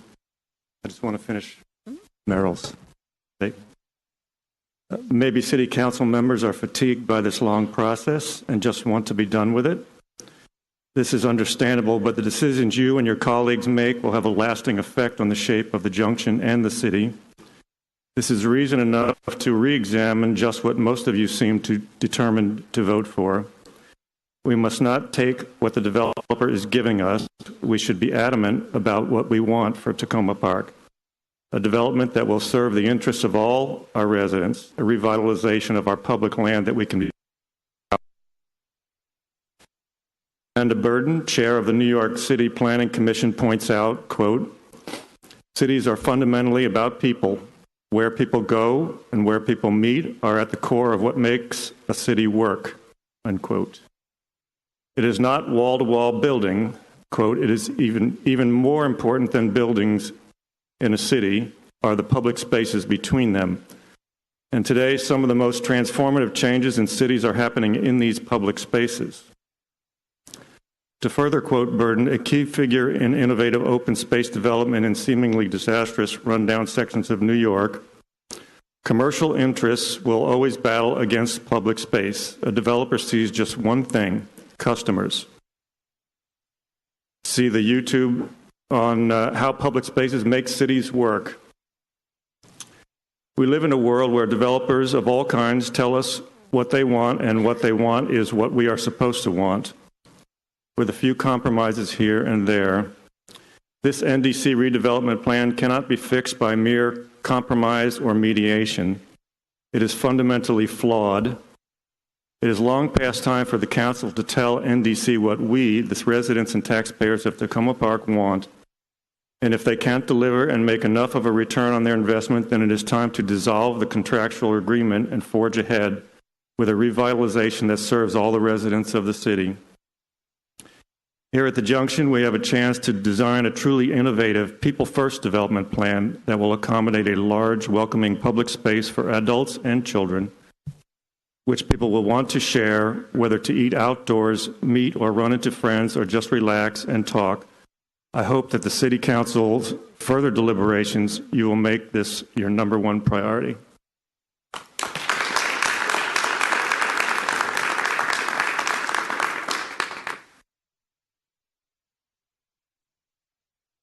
Okay, seeing no other Michelle, you want to? Go ahead. Hi, good evening, everyone. My name is Michelle. I live in Ward 3, and this is my second time before the council. Some friends and I authored, I guess, a statement of sorts about racial equity and the Junction Plan, and we've tried to circulate it. I think it's gone to all the city council members, but we hope people would read it because I think to many of us, the issue of racial equity is not a canard, and it's certainly not something that's unfounded or made up. It's a very real concern that exists among people in your community, and if you care about your community, then I think you'll respect that and try to listen and understand why. I think in our statement, we lay out a lot of the concerns about affordability in Tacoma Park, rising prices for consumer goods, rising housing prices, the fact that homes are going for, $800,000 and all the rest of it, and how this is becoming an exclusive area. And a lot of the development caters to affluent residents. And you have to put the brakes on that if you're going to have an equitable community, which is why stopping this plan and breaking ties with NDC is necessary. I just want to say in my time that I'm really surprised at a lot of the false dichotomies that I hear coming from people who support this gentrification Beautification Plan. We can walk and chew gum at the same time. We do not need NDC's plan in order to build the kind of rec center here in Ward 6 that people deserve. We can walk and chew gum at the same time. We do not need to turn over our last piece of public land to a private commercial developer that's going to bring in another restaurant for more affluent families to go to in order to protect our rent stabilization laws. That's a false dichotomy. And I certainly expect more from elected officials and from community members than to stand behind those hide behind those false dichotomies to justify a bad decision that people clearly do not support. I understand there are supporters, but that does not mean that our city supports this. And I really encourage people to take a step back, take a deep breath, and admit that things have gone too far and that we need to go back to look at public space and think about what public space is for. It's for the public. Last night I was walking down Carroll Avenue, and it was a beautiful night, and I walked past this house that had probably 20 to 30, lovely, I'm sure, white kids having what was probably a Blair graduation party in a backyard. They were laughing, they were listening to music, and they were playing basketball. And it was nice. But it was literally like vast majority white kids. If you don't have a backyard, where is your party? Where are you bringing your friends? Where are you meeting them to celebrate, to create memories, to create joy? Where in Tacoma Park are you doing that? And I think we need to use public land for the public good, especially our youth. And I think we should go back to the drawing board and talk about ideas like that and find other ways to fund the other priorities that definitely exist in this city. Thank you.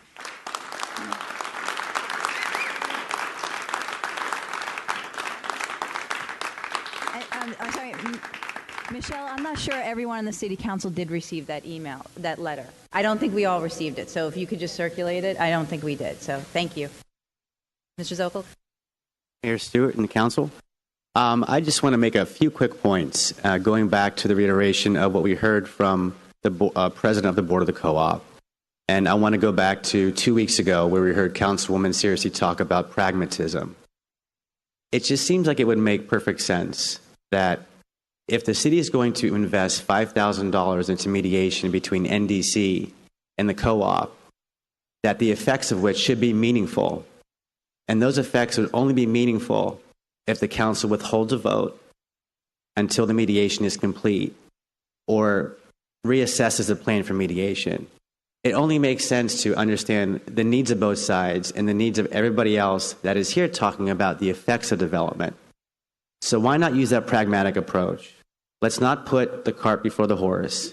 At the same time, please address the concerns in terms of the type of anchor tenant that we've spoken about or we have heard should go by July 11th. I think if we address those concerns, or if the council and mayor does address those concerns, then the people that are standing behind me right now might not be as colorful or as impassioned.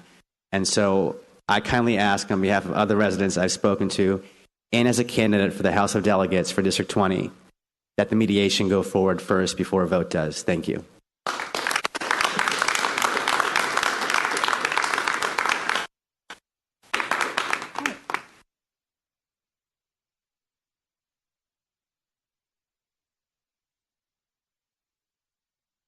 Good evening. My name is Cynthia Marielle, and I thank you in advance for your demonstrated attention to what I have to say tonight. Whereas the city is giving special recognition tonight to Immigrant Heritage Month, whereas the mayor and council have publicly committed and renewed their commitment to applying the city's racial equity resolution, including to decisions such as the vote on the proposed Tacoma Junction development. Whereas the mayor and the city council have publicly acknowledged it has done a less than adequate job to date in applying racial equity to the proposed junction development. Whereas the mayor and the city council have acknowledged that they did not engage existing Tacoma Junction businesses in the development process during the many years of planning for the junction development, even though the proposed goal of the project is to act as an economic stimulus for local independent businesses at the junction. I would like to read the names of existing junction businesses that are owned by immigrants and people of color and or employ immigrants and people of color, including those businesses that the city has encouraged the chosen developer, NDC, to purchase and dissolve to make the stroll along Highway 410 more pleasant.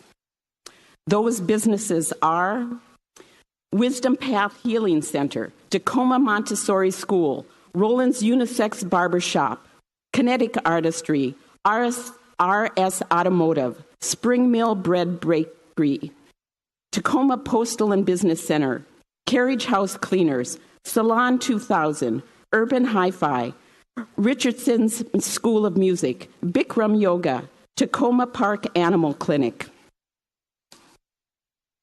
Heritage Building and Renovation, Healy Surgeons, TPSS Food Co-op, Soul Foods, and of course, the business that has been bought out by the developer, Tacoma Auto Clinic.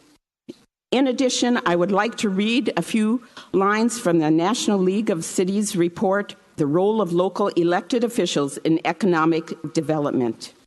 Local businesses are essential to a stable and diverse local economy.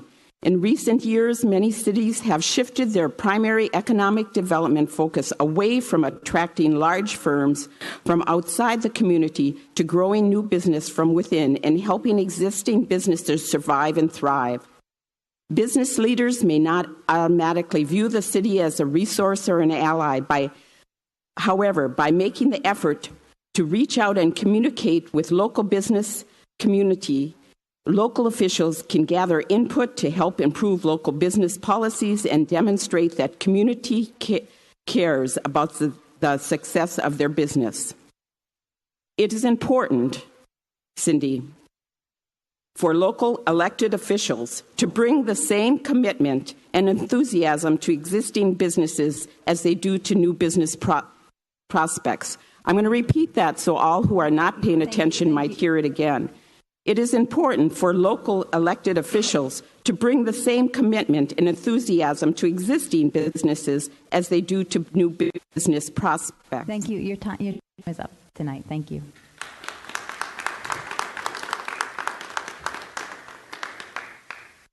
Any other public comments this evening? All right, we'll move on to our, what do we do next? Council comments. Any council comments this evening? Councilmember Siemens. Thank you, Mayor. On a change of pace, I'd like to just briefly mention one thing. I think many of you are aware that I have been working in recent months to try to help find transitional housing for homeless people that live in the area. Thankfully, we've been able to make a little progress with that. I've been working with Frontline Community Services, which used to have their headquarters right here in Tacoma Park. Since we started working together, they've moved to Beltsville. But anyways, they are in need of a vehicle to use for transporting people from the transitional housing to their personal development programs and also to employment if and when they're able to find that. And so if anyone has a vehicle that's in working condition, they would like to donate to Frontline Community Services, they will greatly appreciate it. If you have trouble finding them, please give me a call. Thank you. Great. Councilwoman Searcy. Thank you all tonight for coming out. I am excited when I have the opportunity to host folks in my ward. And I think it's important to provide some context around where you are. Because I've heard a lot of statements tonight that quite frankly make me a little sad. If you drive down New Hampshire Avenue, you'll pass a Taco Bell, that's the city of Tacoma Park. You'll pass a Wing Zone, city of Tacoma Park. You'll see Starbucks. You'll also see a wonderful Sardi's, which I love. Chuck E. Cheese, all commercial real estate, all in the city of Tacoma Park. all in Ward 6, makes up the vast majority of the commercial tax base in the city. Period. Now let's talk about public amenities that are here in this ward. This rec center is the rec center that is used by the most children of color that live right next door, that huge apartment complex, Hampshire Towers. Across the street, my neighborhood, they walk over regularly. On a given day, this place is packed with kids, all nationalities, playing basketball. It is sad to see the state that this rec center is in. Let's talk about playgrounds. There are 2 county playgrounds for this area. One had a tree fall on the playground and is no longer functioning. That is Becca Lilly. We're waiting on that playground to get remodeled. The second is Hillwood Manor, where you've heard people come in week after week after week and talk about the fact that this playground is metal and basically falling apart. So again, when we're talking about resources, we're talking about the needs, particularly children of color, we have to keep in mind the amenities that exist here, even though the vast majority of the commercial tax base is here. The money does not go here. So it's important to keep those things in mind when we're having discussions about public space in the Junction area, trying to bring in kids of color. When we talk about where kids are playing, I had a graduation party at my house last night, tons of kids. I had to kick them out at 9:30. They were all nationalities. All of them graduated from Blair High School. So there's diversity here. The question we all have to ask ourselves is, what can we do in the Junction that will encourage and promote and make it easy for all of those parents that we've heard tonight who have 3 kids and currently can't bike to the Junction, so they need a parking spot? What can we do to encourage those teens who I run across regularly who are looking for jobs and they have to get on a bus and go to downtown Silver Spring because that's one of the few places where they can work? So when we're talking about equality and we're talking about amenities and trying to ensure that we're creating a livable community for all, we need to think about all of the city of Tacoma Park. So I just want to say that, especially because we're here. Thank you.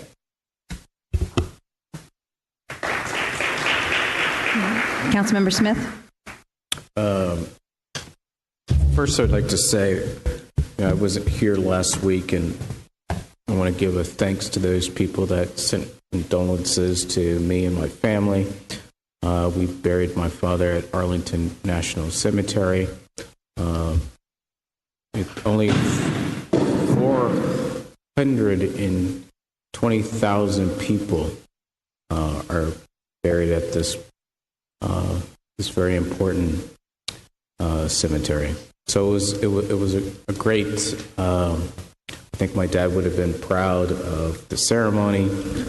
He got a horse-drawn caisson, full military band, and a 21-gun salute. So I want to thank those people that did send their condolences. So thank you. I'm going to take an opportunity to read an excerpt from a website called Project for Public Spaces. This was sent to me by a Ward 5 resident, Esther Siegel. The website URL is pps.org. So if you would like to read the entire piece, you can go there. Just bear with me. My iPad's acting crazy. Civic spaces are an extension of the community. When they work well, they serve as a stage for our public lives. If they function in their true civic role, they can be the settings where celebrations are held, where exchanges, both social and economic, take place, where friends run into each other, and where cultures mix. They are the front porches of our public institutions, post offices, courthouses, federal office buildings, where we can interact with each other and with government. When cities and neighborhoods have thriving civic spaces, residents have a strong sense of community. Conversely, when such spaces are lacking, people may feel less connected to each other. Great civic spaces are really great public spaces. They are recognized and valued in their cities and towns as places where their own special flavor that relate to and nurture the larger community and public and bring the public together. Benefits. The rewards of transforming a civic space into a public space go way beyond just the space. Although the place in itself enriches the lives of its users and enhances its surroundings, buildings, and neighborhood, great public spaces contribute to community health, whether socially, economically, culturally, or environmentally. They add enhancement to the civic realm, not only visually, but also in providing a sense of character and a forum for public activities. They can be anchors for downtowns and communities, acting as focal points for definition and foundation for healthy growth. And all these assets, as well as the opportunity these places offer for people to relax and enjoy themselves, add up to greater community livability. So I think that is a good assessment where I think all of us want for the Junction development. And I want to thank Esther for providing this, not just to myself, but to my colleagues. So, you know, I think we need to work really hard to make sure that the elements of this excerpt are part of any project at the Junction. So please, I ask my colleagues to keep this in mind when we eventually take a vote on this project. And I want to thank all of you for coming this evening. And thank you for your comments. We do appreciate them. We do read them. I think it's good for our city. And then racial equity. I haven't spoken about it, but I plan on putting out something on it. Hopefully soon. I've been a little busy. So thank you very much. Councilmember Kovar?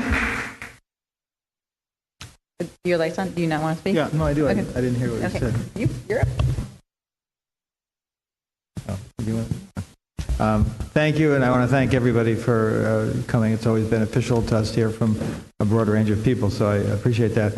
I just have two things that I wanted to mention.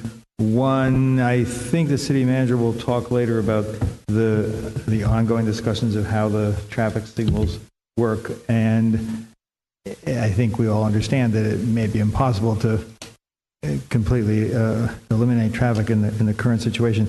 I have gotten reports from people in the mid to late afternoon since the most recent settings that the backups on Philadelphia seem worse than even they did before, and I wasn't able to personally check it out, but you know, the recalibration maybe will never get everywhere we want it to, but if that could be checked while we're still gathering the data, if that's possible, I think it would be helpful.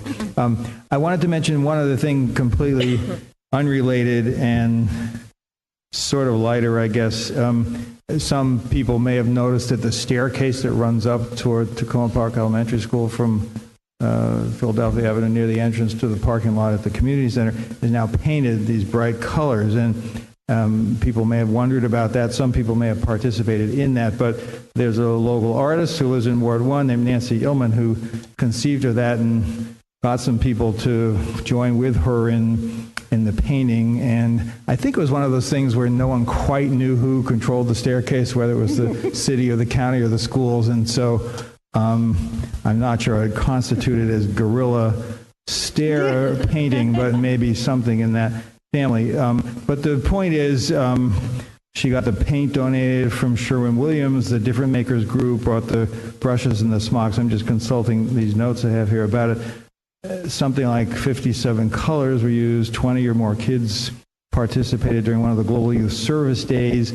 And there were over 50 submissions in different languages, all with inspirational quotes. They don't all say the same thing, but they say a series of things as you go up. And one of the things that Nancy called it was the uplifting staircase. And I think you get to the top, and there's maybe 2 stairs each devoted to the 4 languages that are, more prominent here in the city. And I just thought it was interesting, and she described who some of the people were who were involved in painting or submitting the phrases. And I'm just going to read this very brief list, so I apologize. A physics professor from India, a computer coder from Egypt, a mom from Lebanon, a designer from Sri Lanka, moms, several I guess, from Ethiopia, a mom from West Africa, and Mark from Mark's Kitchen. So if you get a chance to walk up or look at it, it's really kind of a cool Tacoma Park thing. Another great local resource that we now have to be proud of. And I think it's a great example of how just a local resident conceived of an interesting idea, got the community behind it, got some volunteer labor and participation to help in it, did it in a way that really promotes a lot of the diversity that many people are talking about here tonight. So I want to thank Nancy Elman and everybody who helped her for having worked on that project. Thanks. Thank you. Councilwoman Caustic. I just want to take a moment to thank everyone who came out tonight to speak. I know there have been a lot of comments tonight, but also at other meetings. And I think it's important to note that even when people disagree, it's very clear that all of us really care about this community and that there's a really strong commitment to our values, to inclusivity, to racial equity, and to making sure that our city maintains the things that we all care about and the reasons why we moved here. I've said before, and I'll say again, one of the things that I am very, very proud of is to live in a city that has these values and that took the steps to create a racial equity initiative. It hasn't been perfect, and that is a big part of what creating a racial equity initiative looks like. It's stumbling blocks. It's trying to figure out next steps. It's having conversations like we're having right now. And that, to me, is a huge positive. It's something that I hope we can continue to have in the future. We as a city do a lot of things to promote racial equity, to promote equity for people with lower incomes, to create opportunities for people who don't have as many opportunities as other people in the city. We have a very progressive affordable housing policy, but we also want to do more with that. And we're working on creating an affordable housing strategic plan. I hope we can get back to that. We intended to have a work session on that was canceled due to inclement weather, but I know my colleagues and I all want to move forward with that soon. We have a racial equity initiative. We have recreation programs that are aimed at providing opportunities for our young people and people who cannot afford other opportunities. We have a lot of commitment and passion for these issues. And I hope that moving forward, we can continue to have that and we can continue to have these conversations. So even if we disagree on what it looks like at the Tacoma Junction or what exactly it looks like to be a city committed to racial equity, there are a lot of different avenues we can take, routes we can take. But I think one thing that comes through very clearly to me is that this is something that we all care about and that we want to see move forward. And so I hope that we can continue to have these conversations and look forward to having those conversations with all of you. On to a couple of other items I just wanted to note. I had a chance, I guess it was about 2 weeks ago now, we haven't had a council meeting since then, to present at the Bright Spots Conference in Baltimore, which is a conference on increasing voter participation, and particularly focusing on youth participation. I presented regarding Tacoma Park's initiative, the first in the country to allow 16-year-olds to vote. And I had the opportunity to present with 2 members of our Board of Elections one Jen, who is an adult, and the other Curtis, who is a 16-year-old. I think that's one really wonderful thing that we have in our city is these 16-year-olds and 17-year-olds and young people who are voting and also participating on our committees. It was wonderful to get a chance to talk with him, to share a little bit about his views on things, and to talk more about encouraging more voter participation, and to share some of our experience as Tacoma Park with other communities throughout the country. I also have had the opportunity to work with 2 8th graders who are planning a TEDx talk for young people, ages or grades 6th grade through 12th grade. They're looking for speakers for their event, which is tentatively scheduled for October 6th. And their focus is to get young people together to give speeches about things that matter to them, to national issues, to local issues, to things that they're thinking about, and share teen voices, young voices, with the community and with the country and world at large. So they had a meeting today to kind of kickstart their initiative, and they're having another meeting next Wednesday, June 13th. If anyone is interested or knows someone who is interested, please let me know, and I will put you in touch with them. I think this is a really exciting initiative, and one that I'm really proud to be a part of. And then finally, I want to note that we have our Ward 3 coffee, which is not really a coffee, but more of just gathering at Spring Mill Overlook Park, being the name, on Saturday, June 9th. And the time has changed. It is at 11 a.m. now. I'm hoping the weather will be nice for it. Unfortunately, there is not a covered area there, so if it is raining, I'll send out an email and try to get the word out, but we probably will have to postpone if it's raining. But it's Sligo Mill. Yes, it's Sligo Mill Overlook Park. Right. Is that what I called it? No. Spring Mill. It's okay. Okay. I was like, it's not the bakery. You're right. It's on Orchard Avenue and Sligo Mill Road. Yeah. So yeah, it's right around the corner from the VFW. Our newest park in Tacoma Park. So I hope you'll come out at 11 a.m. on Saturday. Thank you. Councilwoman Dybala? Yeah. Thanks to all of the folks who have come out to speak again tonight. I was going to say something similar to what everybody else has said already about and listening carefully to people, hearing that there's a lot of disagreement about the specifics of the proposal, but the sense that people are looking for the same kind of values in the community, whether it's in one building, which is always hard to do it on one site, or whether it's spread out throughout the junction, throughout the community. I think people really are coming at it from the same place. Somebody mentioned mostly what I've been doing these past couple weeks is pounding the pavement, and there have been this past week 2 meetings in Ward 2, and I want to thank both of the hosts for offering their homes up to talk about the junction and bring their neighbors together.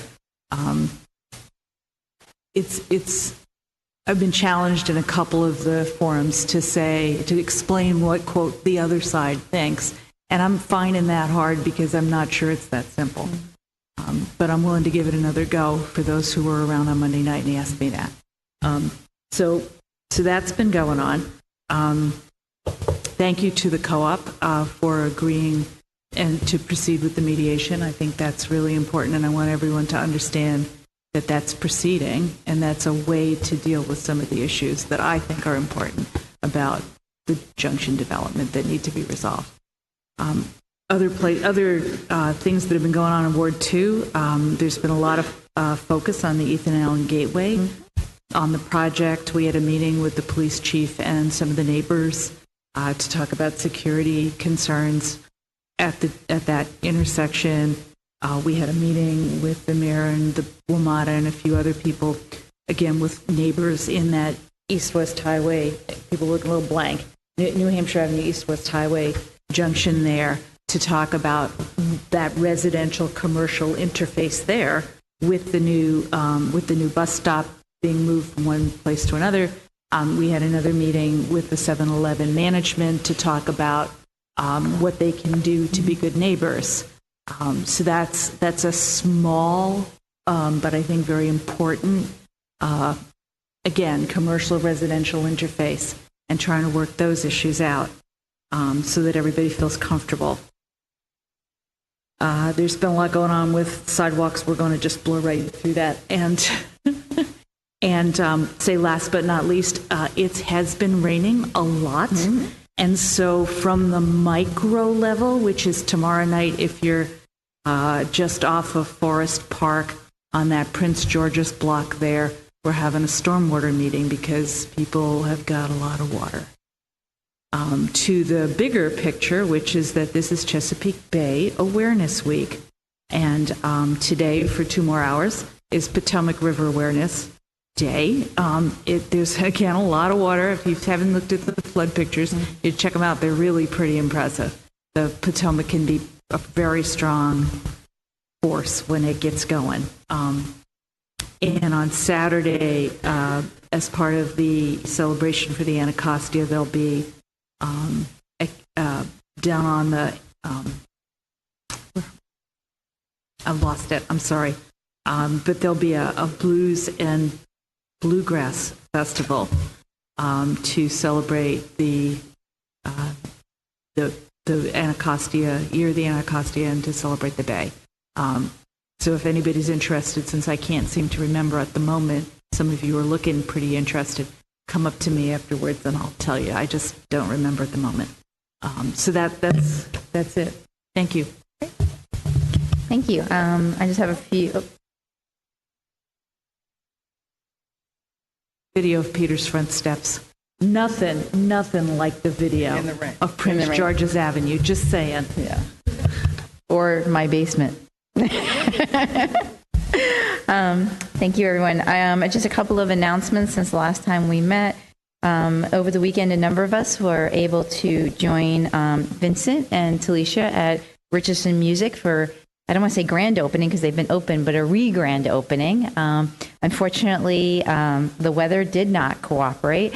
It was pretty torrential downpours, but we had the opportunity to see the new space, and I encourage people to go find out when the students are performing. And I think not only the highlight for me was meeting some of the students, but meeting the faculty, which is just, I mean, I knew Vincent and Talisha's background, but the faculty that they have pulled together there at Richardson Music is really, really outstanding. And so I just encourage people to pay attention to when they're having faculty concerts as well as concerts of their students, and to take a lesson. In addition, it was a very arts and theatrical weekend. We had also went to the Dance Exchange for their 20th anniversary here in Tacoma Park, which was a nice evening to get to see people who have taken dance lessons there and learn more about what the Dance Exchange has done, not just in Tacoma Park, but around the world. On Friday last year, we started doing lunches in the Crossroad area last the spring and summer. One of the reasons we did this is after the current administration took office, with the then head of the Crossroads Development Authority, Melanie Isis, we visited a number of the businesses in the Crossroads area right near here. And given the increased concerns about ICE raids and other things, they had seen a drop in their businesses. And so a number of the things that we've been trying to do over the last couple of years is raise awareness of the businesses that we have in the Crossroads area. Many of you may not know, but there's a wonderful fabric store, shoe repair, in addition to the businesses that Councilwoman Searcy said. And so working not just with the Crossroads Development Authority, but with the Old Town Business Association to really bring more people from across the whole community to this area is one of the goals. And so we're having lunches. This Friday at noon, we'll be at Sardi's. And this is just drop by. We'll be joined by Senator Will Smith and Delegate David Moon this week. And you never know who's going to stop by. So, and Sardi's, if you haven't tried it yet, is amazing. And they deliver. very important. So that's this week, and we'll be doing it pretty much maybe once or twice a month, and we will have the schedule if people want to look at it. On a more somber note, I want to let everyone know that since the last time we met, we have unfortunately lost one of our officers who worked for the Tacoma Park Police Department. Officer Matthew Barbara died of a heart attack while off duty. Our police department, myself and the city manager, attended the funeral last week, and we just want to let everyone know we've spoken to his family. He leaves behind a wife and 2 young daughters, and the staff are working with them. And as always, Matt was part of our family, and they continue to be part of our family. And so our police department, as you can imagine, he was here for 13 years working for our department, very strong friendships and bonds. And so just take that into consideration if you see one of our officers over the next few weeks, please. All right, I think those are all the announcements. Councilmember Kovar? You got to turn your button on. I forgot, and your reference to the dance exchange reminded me, and for those who are here or listening, there's a second dance exchange event this Saturday, June 9th, from 1 to 5 p.m., which is also a 20-year celebration. It's a community block party is how they're billing it. 1 to 5 p.m., the dance exchange is located on Maple Avenue, 7113 Maple Avenue. And there's all kinds of performances and pop-ups and other kinds of activities, and people can try out different dance things with their instructors there. So, dance move. So, 1 to 5 this Saturday the 9th. Just wanted to mention that. Thanks. Great. And we'll move on to the city manager comments. Thank you. I want to just mention very briefly, on Friday, I'll drop by the Sardi's, but then come here because we'll have an employee appreciation day luncheon here. And so some of the offices will either be closed or with minimal staff just for a short period of time on Friday. And this is one of the few places we can actually gather. So, we don't have very much actual space. My city manager comments are always posted on the website, both under the city manager section and on the agenda page section. And when they go up, I'm sure that many people will be interested that there's quite a number of items related to Tacoma Junction on them. So I think I'll go through those items briefly here, but I would encourage folks to look. The first is just kind of in writing, an acknowledgement of the mediation that has been identified between the co-op and NDC and the city's commitment to allocate $5,000 towards the expenses of that. I want to talk a moment about the traffic signal timing. We were informed last Friday by SHA that they have completed the changes on traffic signals. One of at the junction between the firehouse and the junction. And one of the things that they changed back at pretty much the last moment was a longer pedestrian crossing in front of the firehouse. So the 2 legs would block both directions. That may be some part of the reason that the backup has been on Philadelphia. And it has been substantial. I see it out of my window. And I don't know if there are going to be any more tweaks to that. But clearly, as the traffic studies go forward, there may be recommendations out of that that go forward. So we're continuing to inform both the county and SHA about any issues. When people see a particular issue, the more that you can be specific about the place and the time of that is very helpful. And send it either to me or to Daryl Braithwaite in Public Works, and we will pass that word on. The traffic studies, because the signals have stopped being moved, are supposed to be completed next week. I'm sorry? Manager, that says July, not June. That's wrong. Okay, yeah, you just give me a little. I'm sorry. Yeah, okay. It should be very soon. I will double check. It's supposed to be June 11th. So we will be getting those and posting them as soon as they come in so that people have an opportunity to see them. I wanted to raise that I had mentioned before that there's a ground lease that the city has with NDC that went into effect at the time of the development agreement and the ground lease was to take effect on June 20th. NDC has asked that that be extended to September 1. That allows more opportunity, I think, first to do the mediation, and also just because there's been some delays in the review of the plans. That is something that I can sign and will sign. So the ground lease will be, the start date of the ground lease will be postponed from June 20th to September 1st, and then the terms of the agreement between the city and the co-op remain the same until that time. Attached to my notes are, I'm sorry, was there a question? May I? I just think it's important for the people to understand on that last point that that's not something you did unilaterally, but with consultation from. I consulted with council. It is something I can do unilaterally, right. But I choose not to.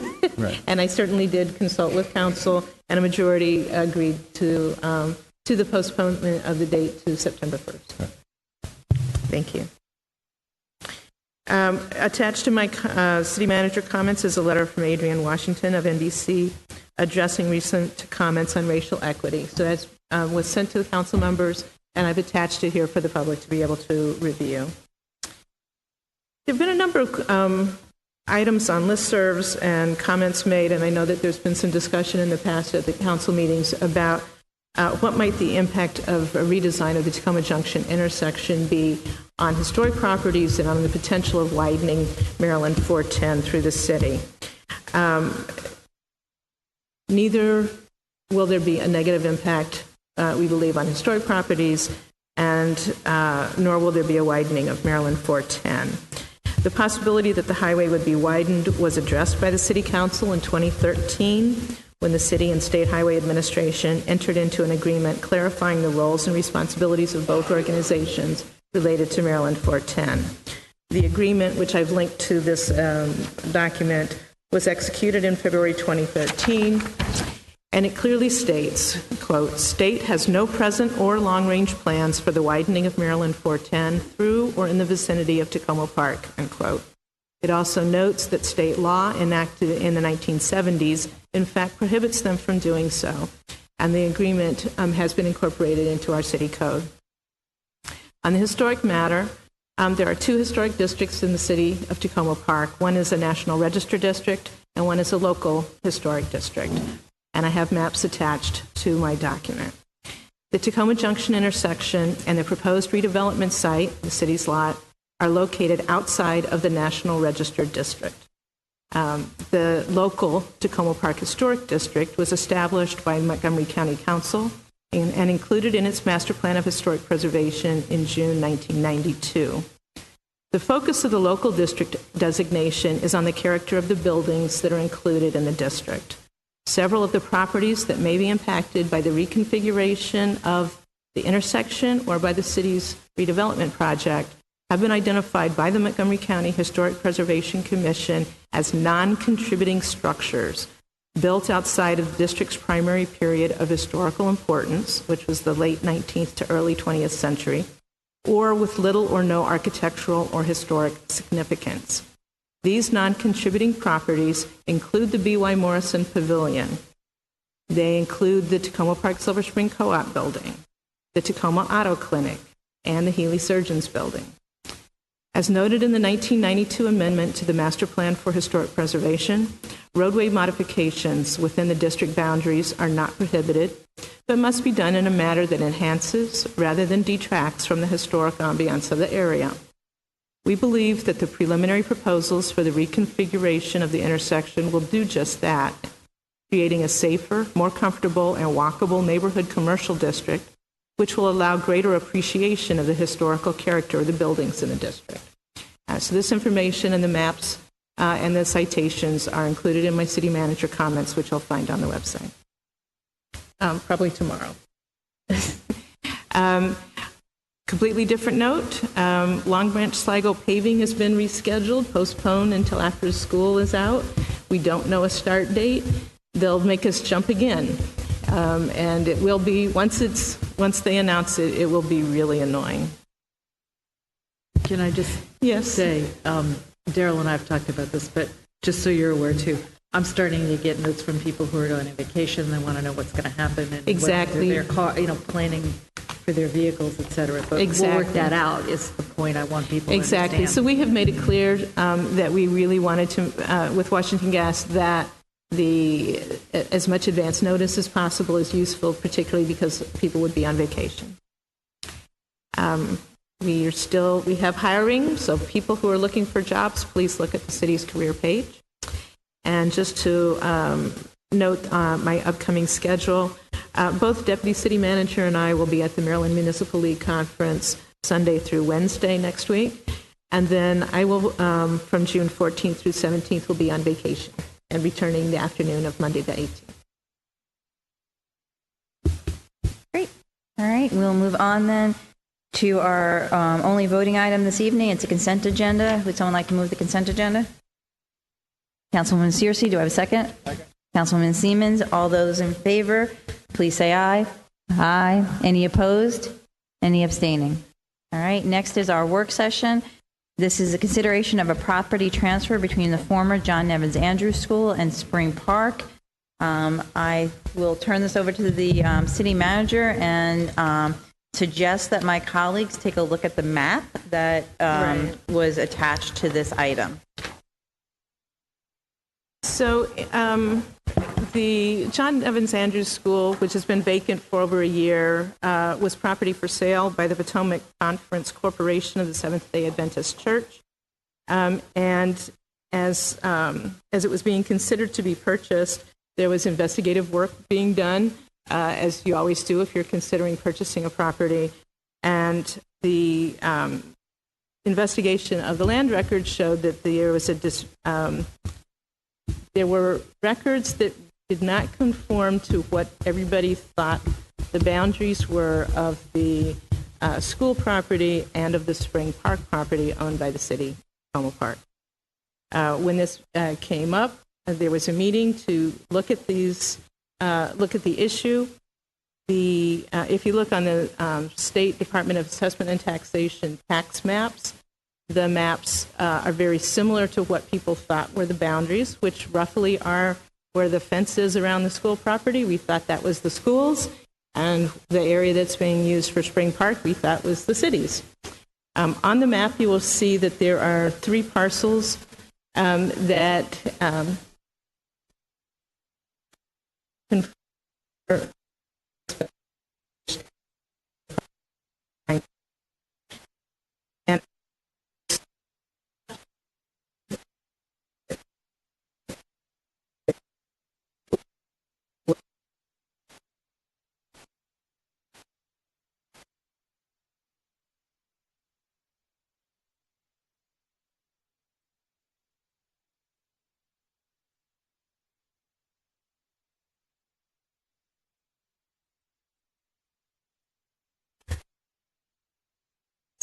but it's an area that is been used by Spring Park and has a Spring Park trail on it. Then there are 2 purple areas that the school has used for many years, as closely as it's working, and the city owned that. So what we were looking at was a way to change the boundaries so that they conform to our expectations. And the approximate size of the land that is owned by the Potomac Conference, but that is what we use as Spring Park, and the land that the city owns that had been used as school land, are very similar in size. There's no tax difference in terms of taxable value for these parcels, non-taxing entities. And it is important for cleanliness of records and liability issues that we do straighten this out. This is actually a fairly typical issue that comes up in Tacoma Park. And I don't know how many times I have dealt with property owners whose records are different than those that they had thought. Yes, Councilmember Siemens? Yes. I didn't want to interrupt you, but if this is a convenient time.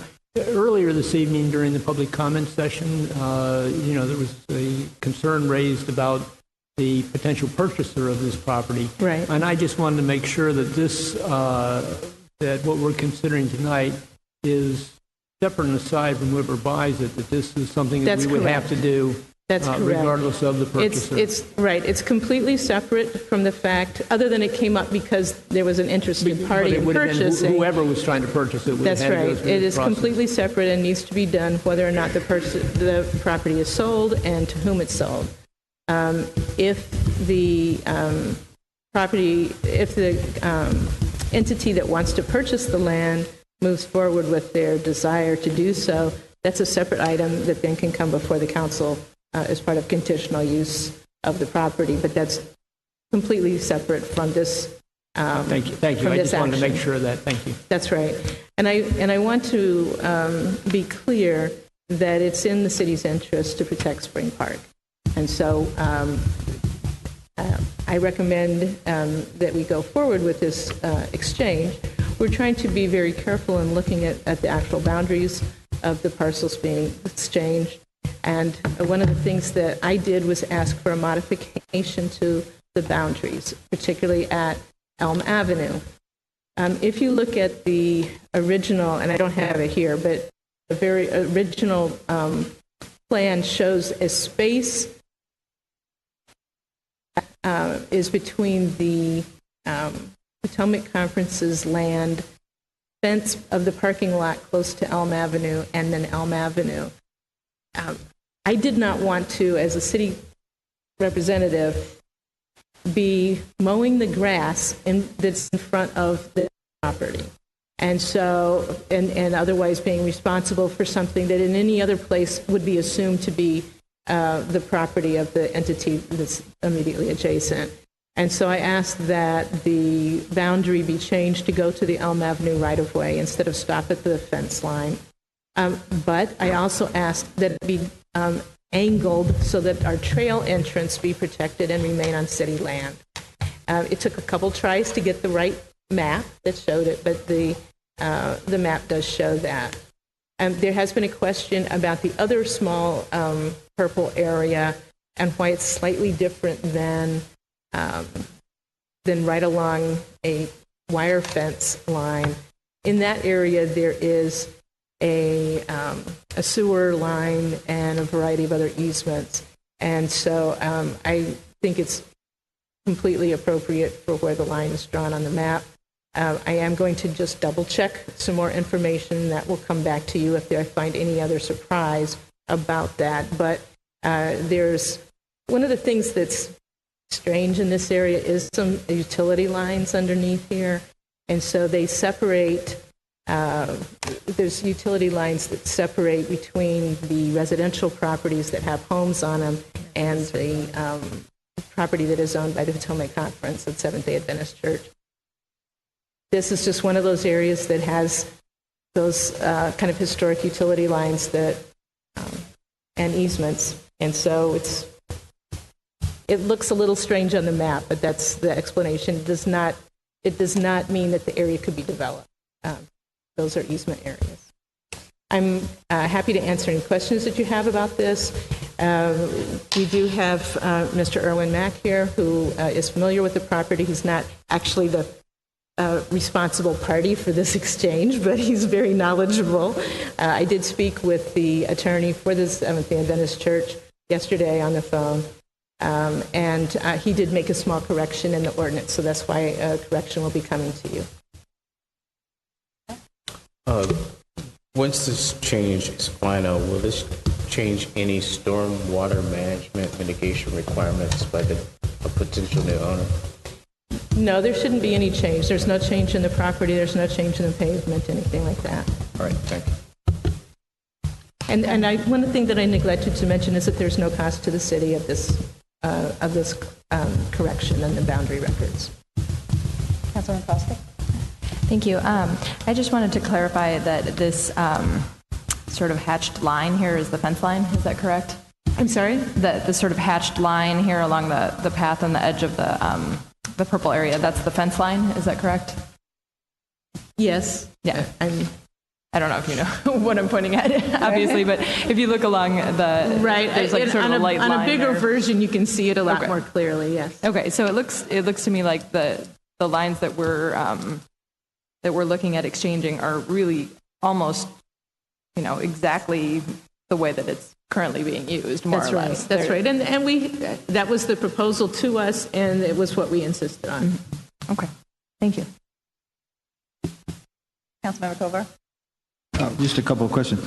Just to follow up on what Councilmember Kosick just asked. So the effective use of the park is the same. That's right. There's no. It actually protects our park and the current use. And so, in terms of access, I mean, I can see off of Elm Avenue as the entrance to the school, so that wouldn't be changed. But is access to the park, and I don't know there's no difference in the access to the park. Okay, because that's just along the edge, right? That's right, and people come in from other sides too. This is just a walking trail there. All right, and so then the comment that was made earlier about what the impact would be on traffic in the neighborhood, does this change affect that, or is that just a function of what's going to happen? That's a function of the proposed use. It has nothing to do with these boundaries. And so, does the city have to approve that purchase?